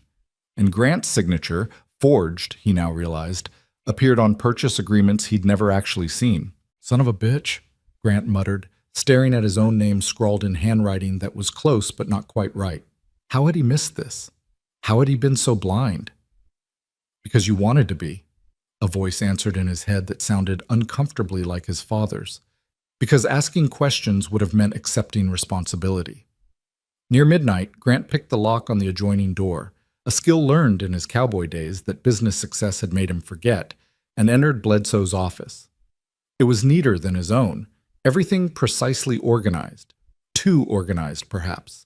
The mark of a man who needed control. The filing cabinet was locked, but Grant forced it with a letter opener, not caring about the damage. Inside, he found what he was looking for, and worse, a ledger documenting payments to men whose names Grant recognized as trouble. Arsonists, claim jumpers, men who do anything for money. Dates corresponded exactly to fires at properties Bledsoe subsequently acquired. And there, in neat columns, his parents' property in Cold Creek, marked with a date 2 weeks before the fire and a notation, final test. If Macier doesn't notice parents' place burning, he notices nothing. Grant's hands shook as he read that line. His parents had been a test. Their near death, a calculated experiment to see if Grant would finally pay attention to the crimes committed in his name. He gathered the ledger, the forged contracts, letters between Bledsoe and his hired criminals, everything that would stand up in court. Then he sat in his own chair and waited for morning, rage and shame warring in his chest. Dawn came gray and cold. Grant heard the building come alive around him, clerks arriving, the creak of floorboards, the murmur of voices. He remained motionless, a predator waiting. Near 9 o'clock, he heard the distinctive sound of Bledsoe's arrival, confident footsteps, cheerful greeting to the secretary, the jingle of keys. The adjoining door opened, and Hiram Bledsoe walked into his office whistling, not yet noticing Grant sitting in the shadows. "Good morning, Hiram," Grant said quietly. Bledsoe spun, his hand going to his chest. "Jesus Christ, Mr. McAllister, you nearly—" He stopped, seeing Grant's expression, his eyes darting to the open filing cabinet, the papers spread across the desk. "I wasn't expecting you back so soon." Clearly. Grant stood slowly, every movement deliberate. "Sit down, Hiram. We need to talk." "Sir, I don't know what you think you found, but—" "Sit. Down." The command carried such weight that Bledsoe obeyed automatically, sinking into his own chair. Grant remained standing, the papers in his hand. "I've spent the night reading," Grant continued conversationally. "Fascinating stuff. You've been busy. Those files are confidential company. They're evidence of criminal conspiracy, arson, fraud, extortion." Grant's voice remained calm, which seemed to frighten Bledsoe more than shouting would have. "And you did it all using my name, my money, my company." Bledsoe's face had gone pale, but he rallied. "I was expanding operations, using aggressive but legal— Don't insult me by lying now." Grant threw the ledger onto the desk between them. "I've read every page. The payments to known criminals, the documented fires, the forged signatures. He leaned forward. My parents, Hiram. You burned my parents' house to test whether I'd notice. Something flickered in Bledsoe's eyes, not quite guilt, but perhaps recognition that denial was pointless. They were fine. I made sure the widow would. They nearly died. Grant's control slipped, fury bleeding through. My father's heart is damaged from the smoke. My mother still has nightmares. They lost everything they owned because you wanted to prove a point. They were collateral damage, Bledsoe said, and his tone suggested he genuinely believed this justified everything. In business, sometimes, this wasn't business, this was terrorism. Grant straightened, his decision made. You're fired, effective immediately, and I'm turning all of this over to the territorial marshal. Bledsoe's expression shifted, calculation replacing fear. You won't. Do you understand what this will do to your company's reputation? When people learn that McAllister Cattle was built partly on burned-out homesteaders, you'll be ruined. Everything you've built will collapse. Then let it collapse.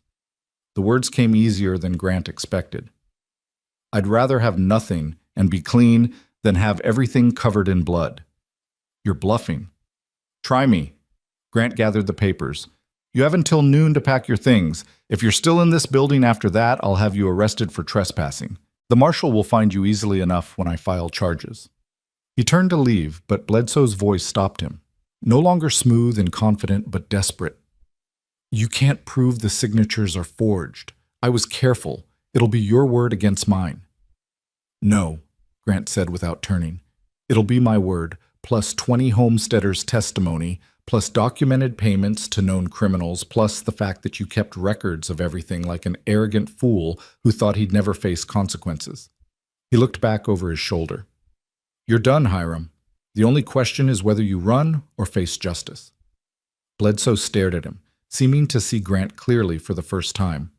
You've changed. The old Grant McAllister would have buried this to protect his interests. The old Grant McAllister was a coward who let good people suffer so he could maintain comfortable ignorance. Grant's voice was steady. I'm trying to be different, better. He left without waiting for a response, walking through his company's offices with arms full of damning evidence. Clerks and managers stared as he passed, sensing something monumental was happening, but not understanding what. In his own office, Grant found his secretary, Mrs. Chen, who'd worked for him for 5 years, staring at him with wide eyes. Mr. McAllister? Sir, what's happening? Call an emergency board meeting. Today, 2 o'clock. All senior managers, all board members, mandatory attendance. Sir, that's highly irregular. Do it anyway, Mary. Please. He softened his tone. And after the meeting, you might want to start looking for other employment. Things are going to change significantly around here. She studied him with shrewd intelligence. Good changes or bad changes? Honest changes, which might amount to the same thing. Mary Chen nodded slowly. I'll make the calls. Grant spent the hours until the meeting composing a statement. Not a justification or excuse, but a simple accounting of facts. What had happened, what he'd failed to notice, what he intended to do about it. The words came haltingly at first, then faster as the weight of confession became liberating rather than crushing. By 2 o'clock, the conference room was packed. Board members, senior managers, and several key investors all crowded around the table, confusion and concern evident on every face. Grant stood at the head of the table with his evidence stacked neatly before him, feeling strangely calm. Gentlemen, he began, thank you for coming on short notice.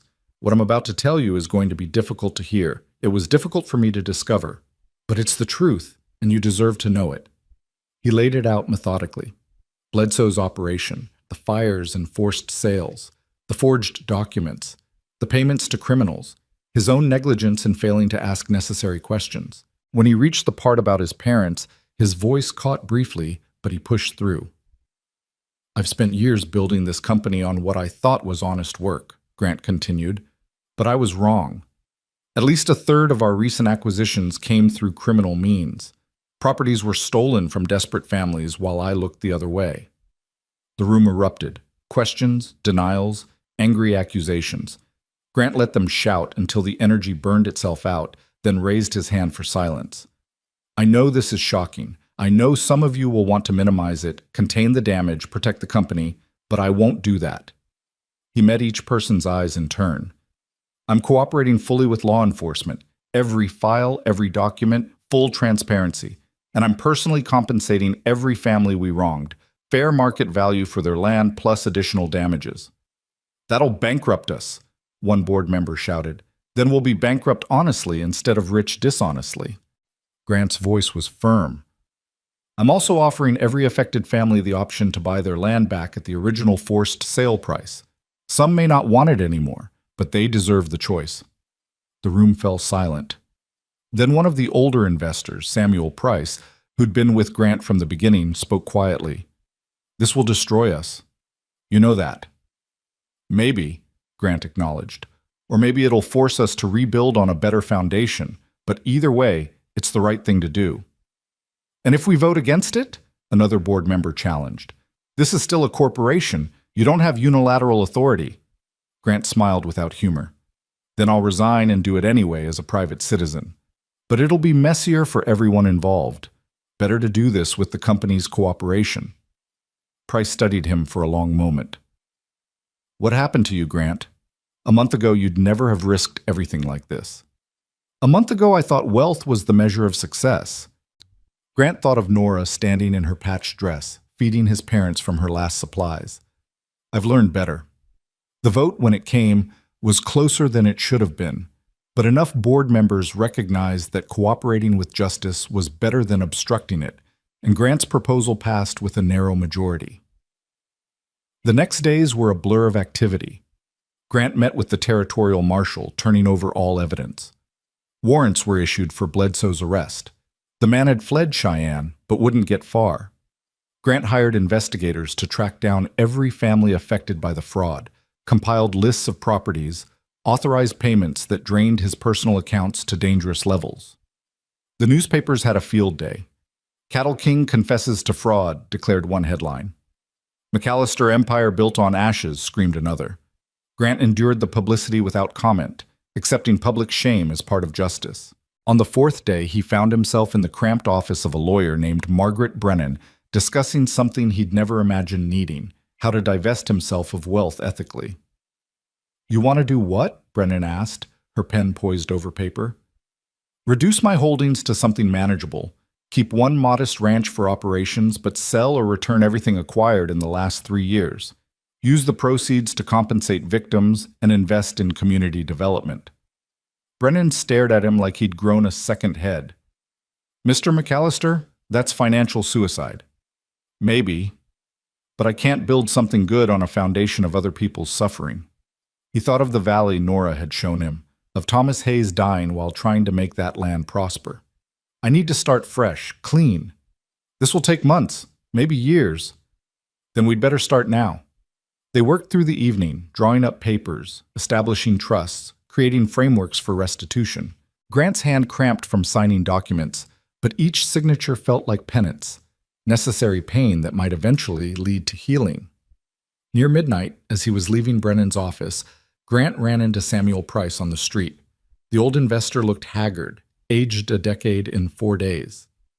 You're really doing this, Price said. Not a question. I am. It's madness, Grant. Noble madness, maybe, but madness.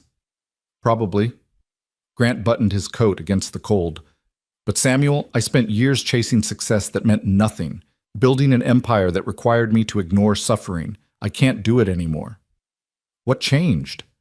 Grant thought of Nora reading scripture by firelight, of Daniel risking his damaged heart to stand up for justice, of Hannah's quiet strength holding them all together.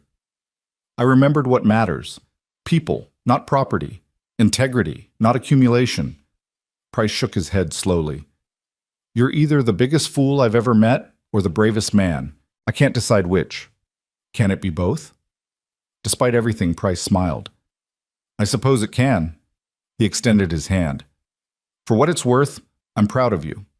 What you're doing, it's not easy. Most men wouldn't have the courage. Grant shook his hand, surprised by how much the approval meant. Thank you, Samuel. What will you do after, when this is all settled? I'm going back to Ridge Creek. There's a valley there that needs developing, and people who need, he paused, searching for the right word, who need someone to show up, to keep showing up. That widow Ephraim mentioned? Nora Hayes, yes. Price's expression gentled. She the one who changed you. She's the one who reminded me who I could be. There's a difference. They parted ways, Price heading to his comfortable home, and Grant to his mansion that had never felt more like a mausoleum. He walked through empty rooms filled with expensive furniture he'd barely used, looked at paintings he'd never really seen, stood in a kitchen that had prepared meals he'd eaten alone. All of it meaningless, all of it wasted. In his bedroom, Grant pulled out writing paper and began a letter. Not to lawyers or business associates, but to Nora. Dear Nora, he wrote, then stopped. How did you explain in words what had happened? How did you convey that confronting his own corruption had felt like dying and being reborn? He started over several times before finally settling on simple truth. Dear Nora, I found him. Bledsoe. Everything my father suspected was true and worse. I've spent 4 days tearing apart my own company, exposing fraud I should have seen years ago. The newspapers are calling me either a martyr or a fool. Probably both are right. But here's what matters. I'm making it right. Every family he hurt will be compensated. Every property stolen will be offered back. It's costing me almost everything I have, and I don't regret a penny. I'll be back within a week. There's still legal work to finish, but I've hired good people to handle it. I want to come home. Strange how quickly that cabin became home. Strange and wonderful. How is my father's heart? Is he following your orders to rest? And you, are you taking care of yourself or just everyone else? I think about the valley constantly, about what we discussed building there. I want to start as soon as the snow melts, not to prove anything or to make grand gestures, but because that land deserves better than abandonment and you deserve a partner who shows up. Thank you for trusting me to do this right. I'm trying to be worthy of that trust. Yours, Grant. He reread the letter 3 times, then sealed it before he could second-guess the closing. Yours. Was that too much? Not enough? Did Nora even want him to be hers in any meaningful sense? The questions kept him awake long into the night, lying in his too-soft bed, staring at the ceiling and counting the days until he could leave. The week crawled past with agonizing slowness. More meetings with lawyers, depositions for the marshal's office, interviews with newspapers he'd initially avoided but eventually accepted as necessary for public accountability. Grant gave them everything, his failures, his negligence, his determination to make restitution. The public reaction was mixed. Some praised his honesty and commitment to justice. Others called him weak or politically motivated. But Grant found he cared less than he'd expected about public opinion. What mattered was doing right, not being seen as right. On the 8th day, as he was preparing to finally leave Cheyenne, a young couple appeared at his office, the Hoffmans, whose ranch had burned 2 years ago, forcing them to sell and move to town where they'd barely survived. Mr. McAllister, the husband said nervously, hat crushed in his hands. We heard what you're doing. The compensation. The offer to buy back our land. Yes, my lawyer should have contacted you already. He did. That's why we're here. Mrs. Hoffman stepped forward, eyes bright with tears. We never thought. We assumed we'd lost everything forever, that there was no justice for people like us. I'm so sorry for what happened, Grant said quietly. I should have stopped it, should have noticed. But you're noticing now, Hoffman said. You're making it right. His voice broke. That's more than most men would do. They talked for an hour about their plans, about whether they wanted to return to ranching or try something else. Grant listened, really listened, understanding for the first time that business wasn't about numbers on ledgers, but about lives. The dreams people built and the devastation when those dreams were stolen. When they left, Mrs. Hoffman impulsively hugged him. Thank you. Not just for the money, but for caring, for seeing us as people, not just transactions. After they'd gone, Grant sat alone in his office and wept. For the Hoffmans, for his parents, for Nora carrying water through snow to feed strangers, for every person whose suffering had funded his ignorant comfort. The tears were cathartic, washing away years of calculated distance. Finally, on the 9th day, Grant loaded his saddlebags with supplies, medicine for his father, real coffee and sugar and flour for Nora, and turned his horse toward the mountains, toward Ridge Creek and the cabin and people who were waiting, toward home. The ride back took 2 days of hard travel, but Grant barely noticed the cold or the difficulty. His mind was already there, rehearsing what he'd say, how he'd explain. Would Nora be pleased with what he'd done? Would his father approve? Would they understand that tearing down his empire had felt not like loss, but like liberation? He crested the final ridge as the sun was setting on the second day, painting the valley in gold and rose. Smoke rose from the cabin's chimney, steady, strong, promising warmth. Grant's heart, which had been locked tight for so long, cracked open completely. He was home.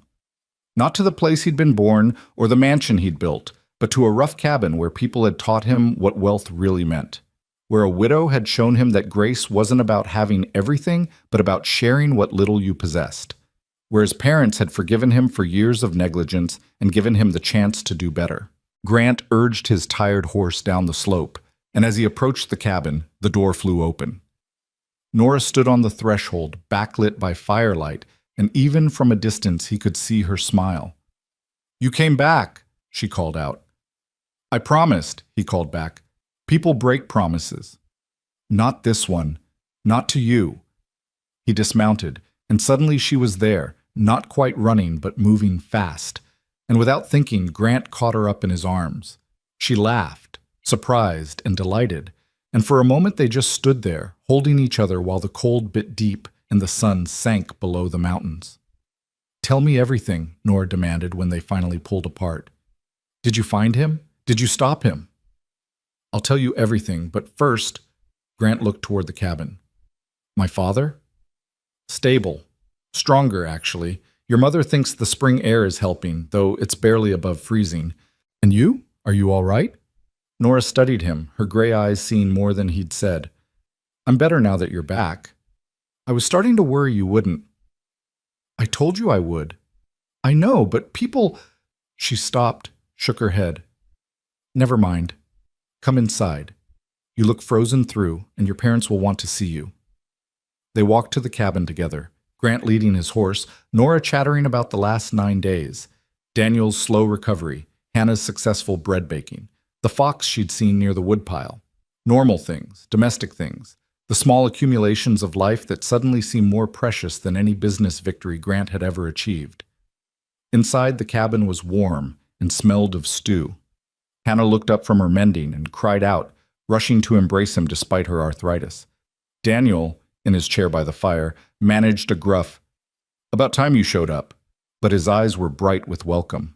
They ate together while Grant told his story, finding Bledsoe, the evidence, the confrontation, the board meeting, the legal proceedings.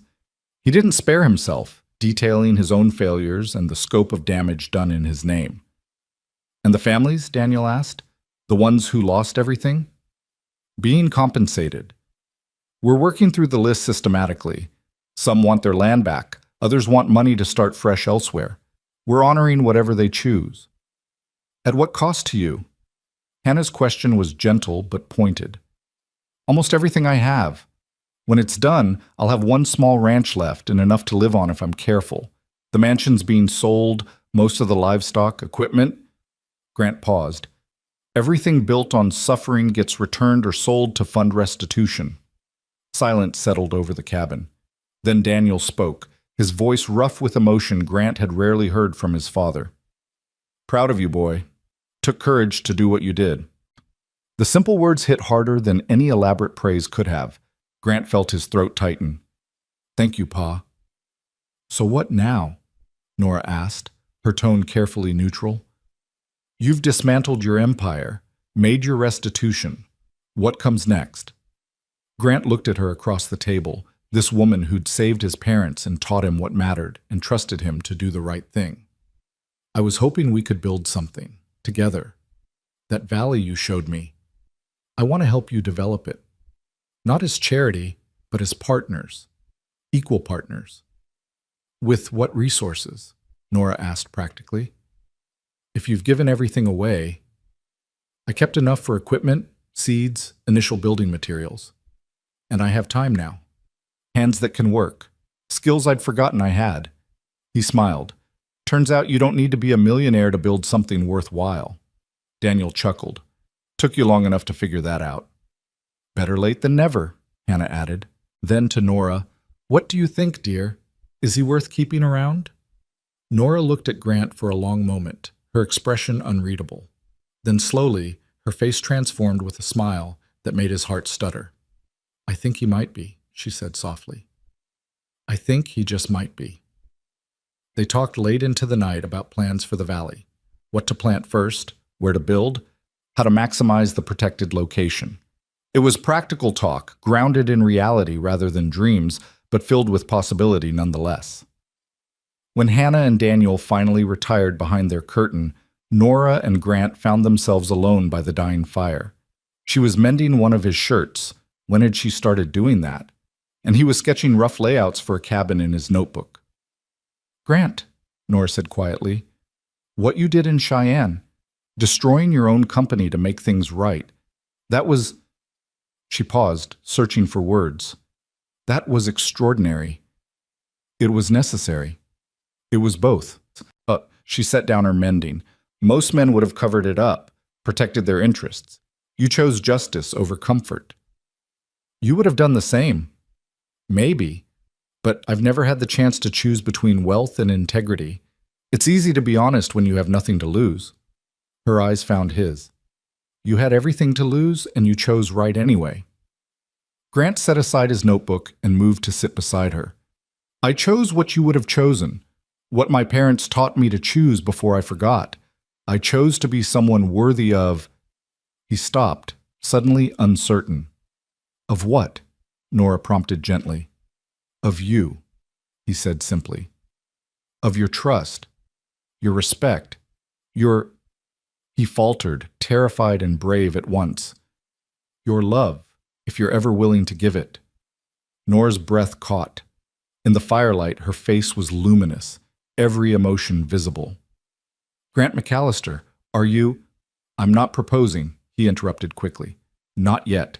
Not until I've proven I can keep showing up, keep doing the work, keep being the man I promised to become. But I'm asking, he took her hands, I'm asking if you think someday maybe you could care for me the way I'm starting to care for you.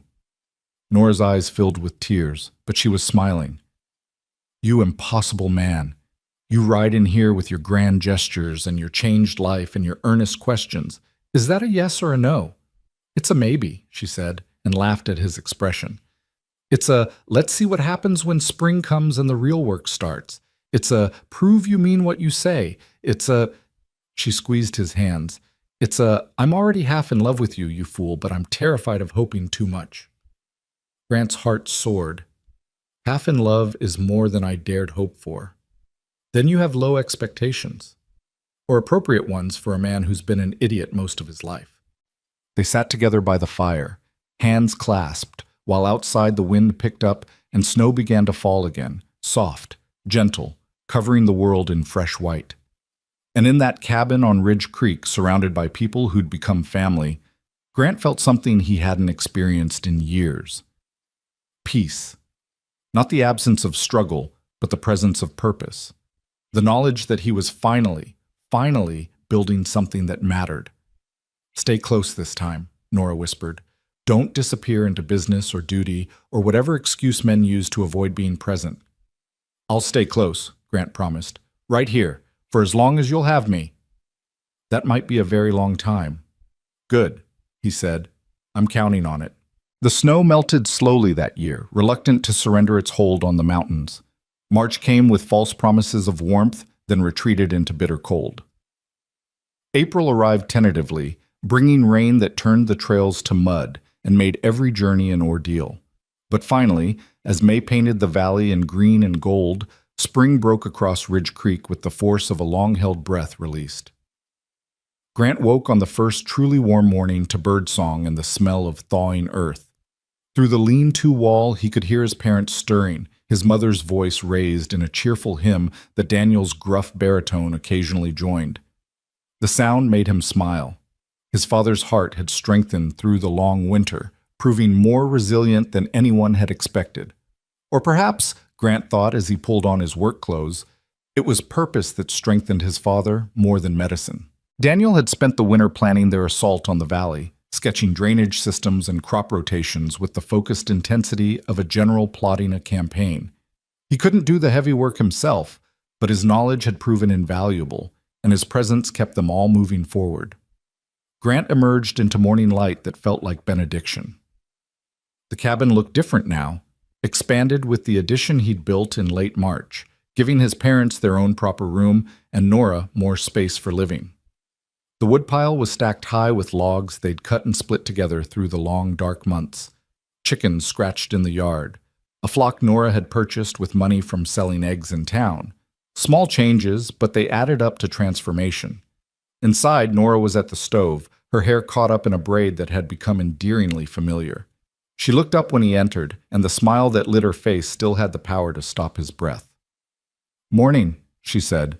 "Coffee's ready." "Real coffee or pine needle tea pretending to be coffee?" "Real coffee, thanks to someone who keeps bringing supplies from town." She poured him a cup, their fingers brushing in the exchange. 5 months of living in close quarters, and that small touch still sent electricity up his arm. "We start clearing today," Grant said, settling at the table where Daniel was already eating oatmeal with suspicious enthusiasm. His father had gained back some weight through the winter, and color had returned to his face. "About damn time," Daniel said. "Another week of planning, and I'd have gone mad from inactivity." "You've been invaluable with the planning, love," Hannah soothed, setting fresh bread on the table. "But yes, it's good to finally begin." They'd spent the winter preparing methodically. Grant had sold his mansion in Cheyenne for a fraction of what it was worth, but enough to fund their operation. He'd purchased quality equipment, saws, axes, a plow, draft horses strong enough for heavy work. Most importantly, he'd hired 3 men from town, homesteaders who'd been hurt by Bledsoe's schemes and were grateful for honest work. The crew arrived mid-morning. Jack Morrison and his sons, Tom and Sam, all 3 built like oxen and twice as strong. They'd lost their ranch to fire 2 years ago and had been working odd jobs ever since. When Grant offered them steady employment developing Nora's Valley, they'd accepted with a fervor that suggested they understood this was about more than just wages. "Morning, Mr. McAllister," Jack said, dismounting. "Mrs. Hayes, ready to make some noise?" "More than ready," Nora replied. She'd insisted on being called Mrs. Hayes, despite Grant's gentle suggestions otherwise. "We've been waiting for this since winter set in." They loaded the wagon with equipment and supplies, then made the trek to the valley. The route was easier now, the snow gone, revealing a trail they'd widened through repeated use. When they crested the rise and looked down at Thomas Hayes's dream, Grant heard Nora's sharp intake of breath. The valley was magnificent in spring, grass pushing through last year's dead growth, wildflowers spotting the meadow with purple and gold, the creek running high and clear with snowmelt. The pines on the ridges stood like sentinels, and the south-facing exposure meant the valley floor was already warm, perfect for early planting. "Lord have mercy," Tom Morrison breathed. "That's the prettiest piece of land I've ever seen." "It's perfect," his father agreed. "Mrs. Hayes, your late husband had an eye for potential." Nora's expression was complicated, pride and grief tangled together. Grant moved close enough that their shoulders touched, offering silent support. She leaned into him briefly, then straightened with visible determination. "Then let's honor his vision by making it real," she said. They started with the timber, carefully selecting trees for clearing while leaving enough for windbreaks and future harvest. Grant had learned from his father's teachings that good land management meant thinking in decades, not seasons. They took only what was necessary, and what they took was used completely: timber for building, branches for firewood, bark stripped for tanning. The work was brutal. Even with 6 people rotating shifts, felling trees was exhausting, dangerous labor. Grant learned to read the timber, to understand wind and weight, to make cuts that sent trees falling exactly where intended. His hands, soft from years of signing papers, developed new calluses. His back, accustomed to leather chairs, learned the constant ache of physical labor. And it was glorious. There was something profoundly satisfying about seeing direct results from his effort. Each tree that fell opened more land to sunlight. Each stump removed meant more space for planting. Unlike business deals that existed primarily as numbers on ledgers, this work was tangible, real, impossible to ignore or delegate. Nora worked alongside them, not felling timber, but handling the teams of horses that dragged logs to where they'd be milled. She had a gift with animals, Grant noticed, a calm confidence that made even the most nervous horse settle under her touch. By midday, she'd moved more timber than seemed possible for someone half the size of the Morrison men. "Your wife's something special," Jack commented during a water break, not noticing Grant's startled expression at the word wife. "She's not. We're not." Grant fumbled, then stopped. "How did you explain their relationship? Partners in land development? Friends testing the waters of something deeper? Two damaged people learning to trust again?" Jack just grinned. "Sure, boss. Whatever you say." By late afternoon, they'd cleared a section near the creek, perhaps a quarter acre, enough for a test plot. Daniel, who'd ridden out in the wagon and spent the day supervising from a chair they'd brought for him, surveyed the work with satisfaction. "Good start," he pronounced. "Tomorrow, we start on stumps. After that, we plow." "After that, we build," Nora added, pointing to a protected spot near the creek. "Small cabin first, storage second. We need shelter in the valley before we can work here full time." Grant loved how naturally she said "we," as if his presence was assumed, his partnership permanent. They'd spent the winter dancing around definitions, both of them cautious about naming what was growing between them. But moments like this made Grant hope that caution was gradually giving way to certainty.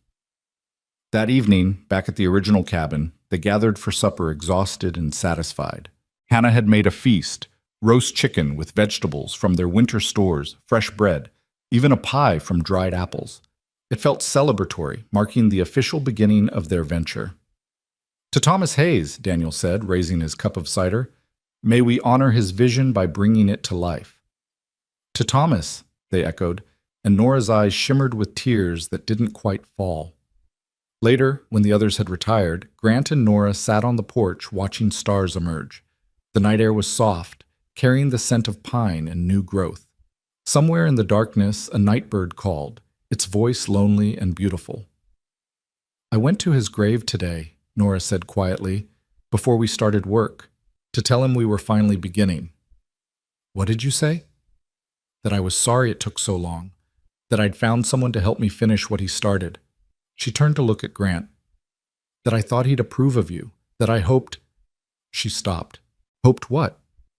"That wherever he is, he understands, that I'm not betraying his memory by—" She gestured helplessly between them. "By whatever this is becoming." Grant took her hand, lacing their fingers together. "Tell me about him. Really tell me. I've heard pieces, but I want to understand who he was." Nora was quiet for a long moment, then began speaking in a voice soft with memory. "Thomas was a dreamer who believed in impossible things. He thought love conquered everything, that hard work always paid off, that the universe bent toward justice." She smiled sadly. "He was wrong about most of it, but God, it was beautiful to believe with him for a while." "You loved him." "I did, completely. Even when I wanted to shake him for his impracticality, I loved him." She squeezed Grant's hand. "But he's been gone nearly 3 years. And grief is exhausting. At some point, you have to choose whether you'll let it consume you or whether you'll learn to carry it while still living. And you chose to live." "I'm choosing," she corrected. "Every day. It's not a one-time decision, Grant. Some mornings I wake up and the weight of loss is so heavy I can barely breathe. But then I get up anyway. I feed the chickens and milk the cow and chop wood and do all the small essential tasks that constitute living. And eventually, the weight gets lighter." Grant understood more than she knew.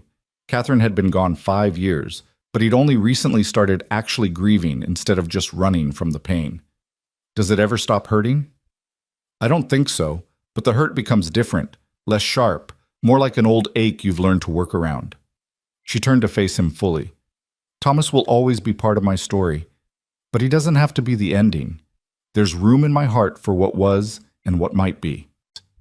The implied question hung between them. Grant's heart hammered against his ribs. This was the moment, the one he'd been simultaneously rushing toward and fleeing from for months. Time to be brave, or be a coward, forever. Nora Hayes, he began, his voice rough with emotion. I came here a fool chasing redemption. I thought if I could just fix what I'd broken, I could return to my life with a clear conscience. And I don't want that life anymore. I don't want grand gestures or distant management or the kind of success that requires ignoring suffering. He shifted to face her completely, still holding her hand. I want this. Daily work that matters. A community I'm part of instead of separate from. People who challenge me to be better. He paused. You, challenging me to be better. Grant, I'm not proposing yet, he said quickly, seeing alarm flash in her eyes. I know we need more time. You need to be sure I'll keep showing up, keep doing the work. And I need, he swallowed hard, I need to prove to myself that I can build something lasting without destroying it through negligence or fear. Then what are you saying? I'm saying I'm falling in love with you. Probably already have fallen, if I'm honest. And I want to know if you think, someday, when we've proven we can work together and trust together and build something real together, if you think you might want something permanent between us. Nora's eyes were bright with tears now, but she was smiling. You impossible, infuriating man. You stand here asking for my future while claiming not to be proposing. I'm asking if there's hope, if I should keep hoping. There's hope, she whispered. So much hope it terrifies me. Because what if we fail? What if we build all this and then it crumbles? What if you change your mind or I disappoint you or life just... Grant silenced her by pulling her close, wrapping her in his arms. Then we'll fail together and start again. That's what partners do. She buried her face in his chest and he felt her tears soak through his shirt. They stood like that for a long time, two people who'd lost everything learning that sometimes the only way forward is together. The weeks blurred into a rhythm of work and rest, progress and setbacks. They cleared more timber, pulled stumps that fought them every inch, turned soil that hadn't been touched in decades. The Morrison men proved invaluable, their strength and experience making possible what Grant and Nora could never have accomplished alone. By mid-June, they'd cleared 3 acres and had broken ground on a small cabin in the valley. Nothing fancy. One room with a loft, a stone fireplace, and windows facing south to catch maximum light. But it was solid construction, built to last, with a foundation that went deep enough to withstand Wyoming's brutal winters. Grant and Tom Morrison were raising the roof beams on a blazing afternoon when they heard horses approaching at speed. Grant looked up to see 3 riders cresting the ridge. One he recognized as Ephraim Tate, the others strangers. Something in their posture suggested trouble. Hold up, Grant called down to the others. We've got company.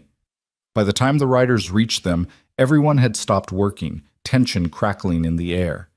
Ephraim dismounted slowly, his weathered face grave. Grant, Mrs. Hayes, sorry to interrupt, but there's trouble in town. Grant's stomach dropped. What kind of trouble? Bledsoe. He's back. The name sent ice through Grant's veins. Hiram Bledsoe had fled Cheyenne ahead of the marshal's warrant, disappeared so completely that everyone assumed he'd left the territory. Where? Ridge Creek. Showed up 3 days ago with a lawyer and some paperwork claiming he's got legal title to this land. Ephraim gestured at the valley. Says Mrs. Hayes' deed is invalid, that her husband never completed the purchase from the original owner. Nora went pale. That's impossible.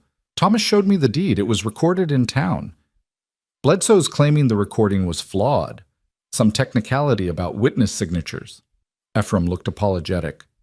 I don't understand the legal mumbo-jumbo, but he's got papers and a judge willing to hear his case. Which judge? Grant demanded. Morrison. From Cheyenne. Grant swore viciously. Judge Thaddeus Morrison was known for 2 things: his willingness to bend legal interpretations for the right price, and his long friendship with men like Bledsoe who operated in gray areas of the law. He can't do this, Nora said, but her voice shook with fear that suggested she knew powerful men could do exactly this. This is my land. Thomas died for this land. When's the hearing? Grant asked. Tomorrow, 10 in the morning. Ephraim's expression was sympathetic. Mrs. Hayes, I'm sorry. I know this is the worst possible timing. After Ephraim left, they held an emergency meeting around the half-finished cabin.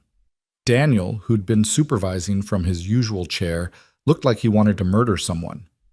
Hannah held Nora's hand while the younger woman fought tears.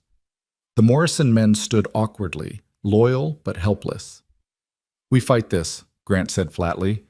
"We get the original deed, find witnesses to the purchase, prove Bledsoe's claim is fraudulent."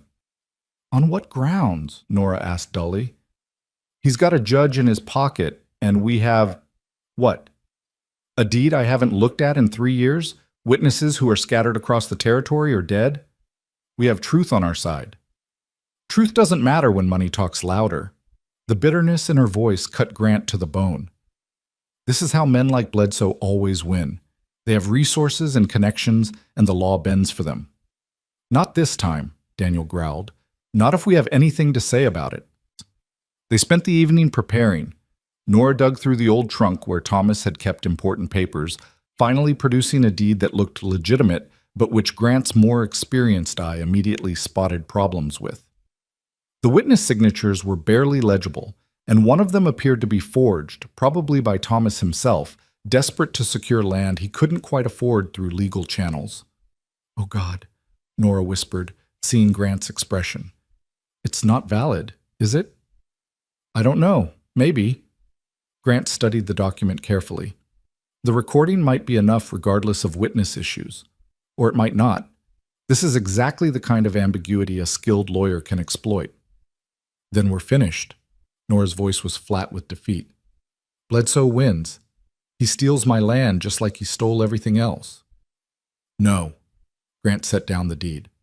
"No, he doesn't win. Because even if the original purchase was flawed, you've been living here and improving the land for 3 years. That establishes squatters' rights and adverse possession claims. And if Bledsoe wants to argue technicalities, we'll bury him in technicalities. With what lawyer? I can't afford— I can." Grant's voice was firm. "And I know someone in Cheyenne who specializes in land disputes. Margaret Brennan. She helped me with the restitution cases. If anyone can fight Bledsoe's claim, it's her." They worked through the night, compiling evidence of Nora's continuous occupation and improvement of the land, receipts for supplies, testimony from neighbors about her presence, documentation of the work they'd done. By dawn, they had a case that was at least defensible, though far from certain. Grant rode for Cheyenne at first light, pushing his horse hard, praying Margaret Brennan would drop everything to help. The ride took most of the day, and by the time he pounded on her door that evening, he was exhausted, filthy, and desperate. "Grant McAllister," Brennan said, opening her door with eyebrows raised. "You look like hell." "I need your help, tomorrow. Ridge Creek. A man I destroyed is trying to steal land from a widow who doesn't deserve any of this." To her credit, Brennan didn't hesitate. "Give me 20 minutes to pack and start talking. I need to understand the case before we get there." They rode through the night, Grant explaining everything while Brennan asked sharp questions and took notes by lamplight. By the time they reached Ridge Creek at dawn, she'd absorbed enough to be dangerous. The hearing was held in the town's only church, the pews packed with curious locals. Bledsoe sat at the front with his lawyer, a slick man from Denver who radiated expensive competence. Judge Morrison presided from behind the altar, looking like he'd already decided the outcome before hearing a word. Nora sat beside Grant, her face pale but composed. His parents flanked them, Daniel looking fierce despite his weakened state. The Morrison men had come as moral support, standing along the back wall like witnesses to justice or its absence. "All rise," someone called, and the makeshift court came to order. Bledsoe's lawyer went first, laying out a case that was devastatingly effective. The original deed had flaws in execution. The recording was incomplete. The previous owner's signature appeared to have been obtained under duress. Therefore, the land had never legally transferred to Thomas Hayes, and by extension not to his widow. Since the property was technically still owned by the original holder, who'd conveniently sold it to Bledsoe last month, Mrs. Hayes was trespassing on land she never legally owned. Furthermore, the lawyer concluded, Mrs. Hayes has allowed squatters and vagrants to develop this land without permission, causing damage to property she has no legal right to modify. Grant's hands clenched into fists. The characterization of their careful development as damage was obscene. Then it was Margaret Brennan's turn. She stood slowly, gathering her papers with deliberate calm, and when she spoke, her voice carried authority that made even Judge Morrison sit up straighter. Your Honor, opposing counsel has presented a technically accurate but fundamentally misleading account of the facts. Yes, there were irregularities in the original deed, but the law recognizes that frontier transactions often lack the formal precision of established regions. What matters is intent, acceptance, and possession. She walked the judge through Wyoming territorial law on adverse possession, citing cases and precedents with the ease of someone who'd memorized the law books. Thomas Hayes had occupied the land believing in good faith he'd purchased it legally. Nora Hayes had continued that occupation, improving the property significantly. By any reasonable interpretation, she'd established clear legal claim regardless of paperwork irregularities. But more importantly, Brennan continued, her voice hardening, Mr. Bledsoe's claim is not merely opportunistic. It's criminal. This court should know that Mr. Bledsoe is wanted in Cheyenne on charges of fraud, arson, and conspiracy. The territorial marshal has active warrants for his arrest. Bledsoe's lawyer shot to his feet. Objection! Character assassination has no place. It's not character assassination if it's documented fact. Brennan produced papers from her case. I have copies of the warrants here. Mr. Bledsoe fled legal proceedings in Cheyenne and is now attempting to use this court to legitimize theft of land he has no actual claim to. Judge Morrison's face had gone red. This is highly irregular. What's irregular, Grant said, standing despite Brennan's warning glance, is a wanted criminal using legal technicalities to steal from a widow while a supposedly impartial judge allows it. Mr. McAllister, Morrison began. No. Grant's voice carried across the church. Everyone here knows what this is. Bledsoe set fires and ruined families to acquire land cheaply. When he couldn't do it through his usual methods, he turned to corrupting legal processes. And if this court allows it, then the law means nothing. The church had gone silent. Every eye was on Grant, and he felt the weight of the moment, not just for Nora, but for every person Bledsoe had hurt, every family whose suffering had funded Grant's own ignorant empire. I was Bledsoe's employer, Grant continued. I enabled his crimes through negligence and willful blindness. But I've spent the last 6 months trying to make that right, compensating victims, cooperating with law enforcement, tearing down what I built on suffering. I won't stand by while he steals again. Hear, hear, someone called from the back, Jack Morrison, supported immediately by murmurs of agreement that rippled through the crowd. Judge Morrison looked deeply uncomfortable, glancing between Bledsoe, who'd gone pale, and the increasingly hostile crowd. Whatever arrangement he'd made with Bledsoe clearly hadn't accounted for public opinion turning so decisively. I need to review these warrants, Morrison said finally, and consult with territorial authorities. This hearing is adjourned pending investigation. Your Honor, Bledsoe's lawyer protested. Adjourned! Morrison banged his gavel. And someone get the marshal. If these warrants are valid, Mr. Bledsoe will need to be detained pending transfer to Cheyenne. Chaos erupted. Bledsoe bolted for the door, but Jack Morrison and his sons blocked the exit. 2 local men who served as part-time deputies moved to restrain him, and Bledsoe struggled before finally going still, his face twisted with impotent rage. This isn't over, he snarled at Grant. You think you've won? You've destroyed yourself, your reputation, your company, all of it gone. And for what? For this widow and her worthless piece of land? Grant looked at Nora, who was watching him with eyes bright with tears and something deeper, something like love. He looked at his parents, his father nodding approval, his mother beaming. He looked at the Morrisons and Margaret Brennan and the townspeople who'd stood with them against corruption. Yes, Grant said simply, for exactly that. Bledsoe was led away, still cursing. Judge Morrison retreated hastily, probably to send telegrams explaining why he wouldn't be able to deliver the verdict Bledsoe had paid for. And Grant turned to Nora, who threw herself into his arms hard enough to nearly knock him over. You did it, she gasped against his chest. You actually did it. We did it, he corrected. Together. Margaret Brennan appeared beside them, smiling with satisfaction. The judge will rule in your favor within the week. He has no choice now. If he sides with Bledsoe after those warrants came to light, he'll be investigated for corruption himself. Thank you, Nora said, pulling away from Grant to hug the lawyer. Thank you so much. Thank Grant. He's the one who rode through the night to get me. Brennan's expression turned serious. Though I have to warn you, even with this victory, there will be more challenges. Other claim disputes, water rights issues, survey boundary questions. Frontier land ownership is complicated. Then we'll face those challenges when they come, Grant said. One problem at a time. They celebrated that night at the cabin, the small space packed with people who'd come to witness justice and stayed to share joy. Ephraim brought his family. The Morrisons contributed fresh-killed venison. Other neighbors appeared with bread and preserves and even a bottle of whiskey someone had been saving for a special occasion. In the midst of the celebration, with fiddle music and laughter filling the air, Grant found himself standing outside with his father. Daniel had tired quickly, as he often did, but his eyes were bright with contentment.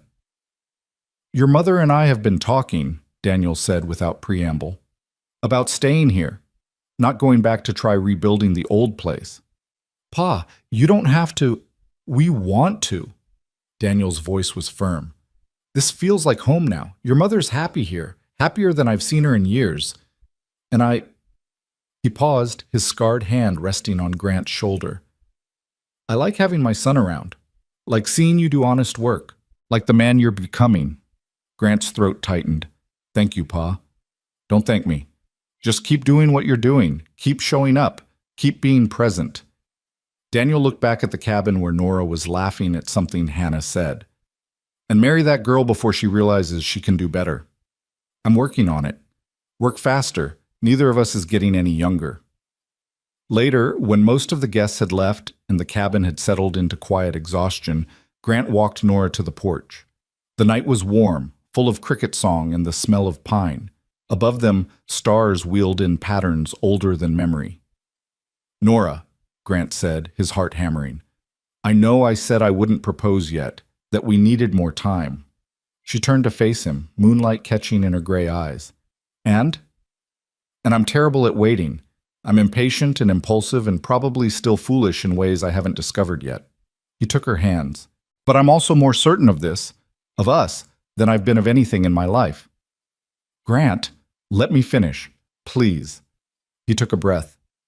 Nora Hayes, you saved my parents when you had nothing to spare. You taught me what grace looks like lived out daily. You trusted me when I hadn't earned it and challenged me to be better than I was. You showed me that wealth has nothing to do with money and everything to do with generosity of spirit. Tears tracked down Nora's cheeks, silver in the moonlight. I love you, Grant continued, his voice steady despite his racing pulse. Not because you need saving, you don't. Not because I need redemption, though God knows I do, but because you're the bravest, kindest, most remarkable person I've ever met, and spending my life earning your love sounds like the only worthwhile thing I could possibly do. He released one of her hands to pull a simple gold band from his pocket. Nothing fancy, just honest metal that had cost him most of his remaining savings. I'm asking you to marry me, not because town gossips demand it or because it's proper, but because I want to build a life with you. Plant crops and raise children and face whatever comes with someone who makes me want to be my best self. Nora was crying freely now, but she was also smiling, that transformation of her whole face that Grant had come to love above all things. You're doing this all wrong, she said, her voice shaking.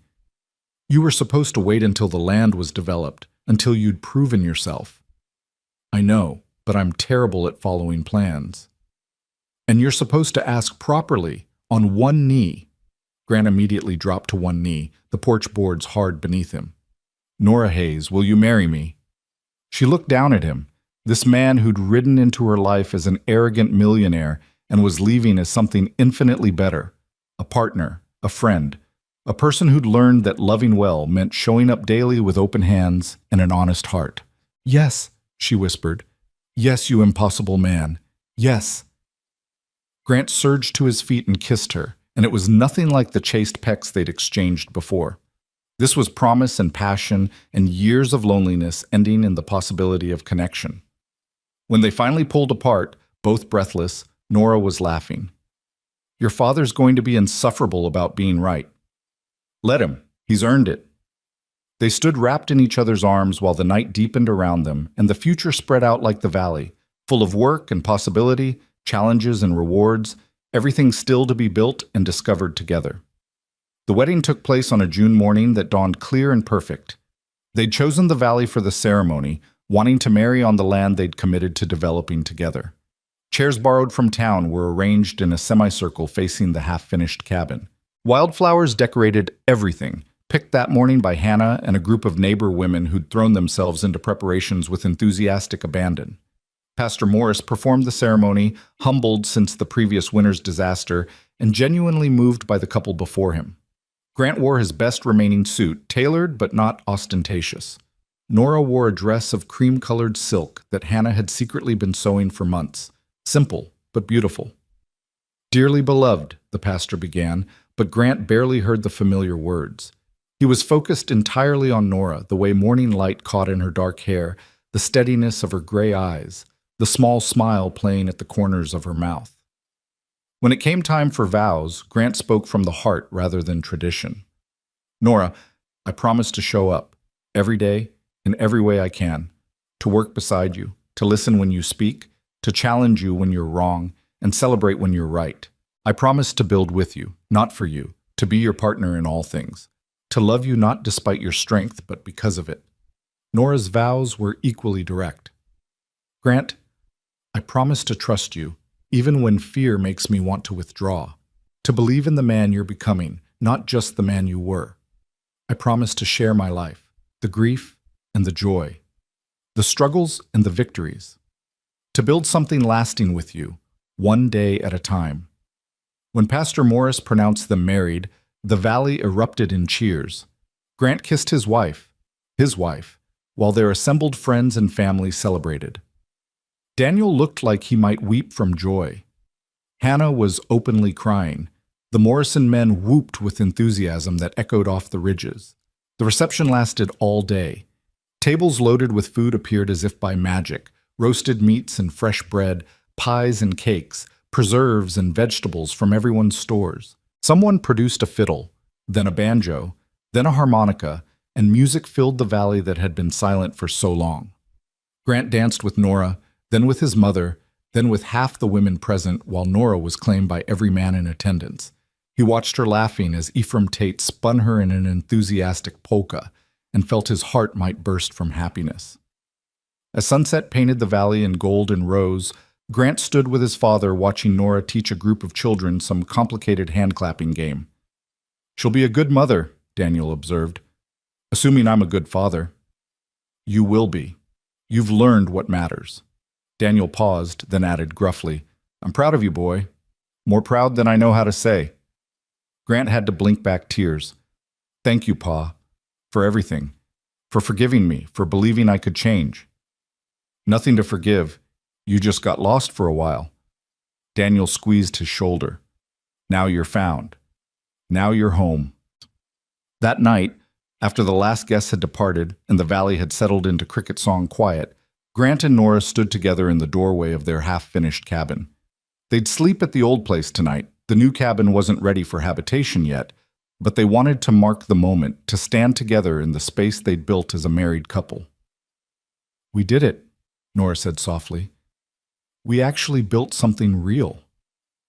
We're still building, Grant corrected. This is just the beginning. Good.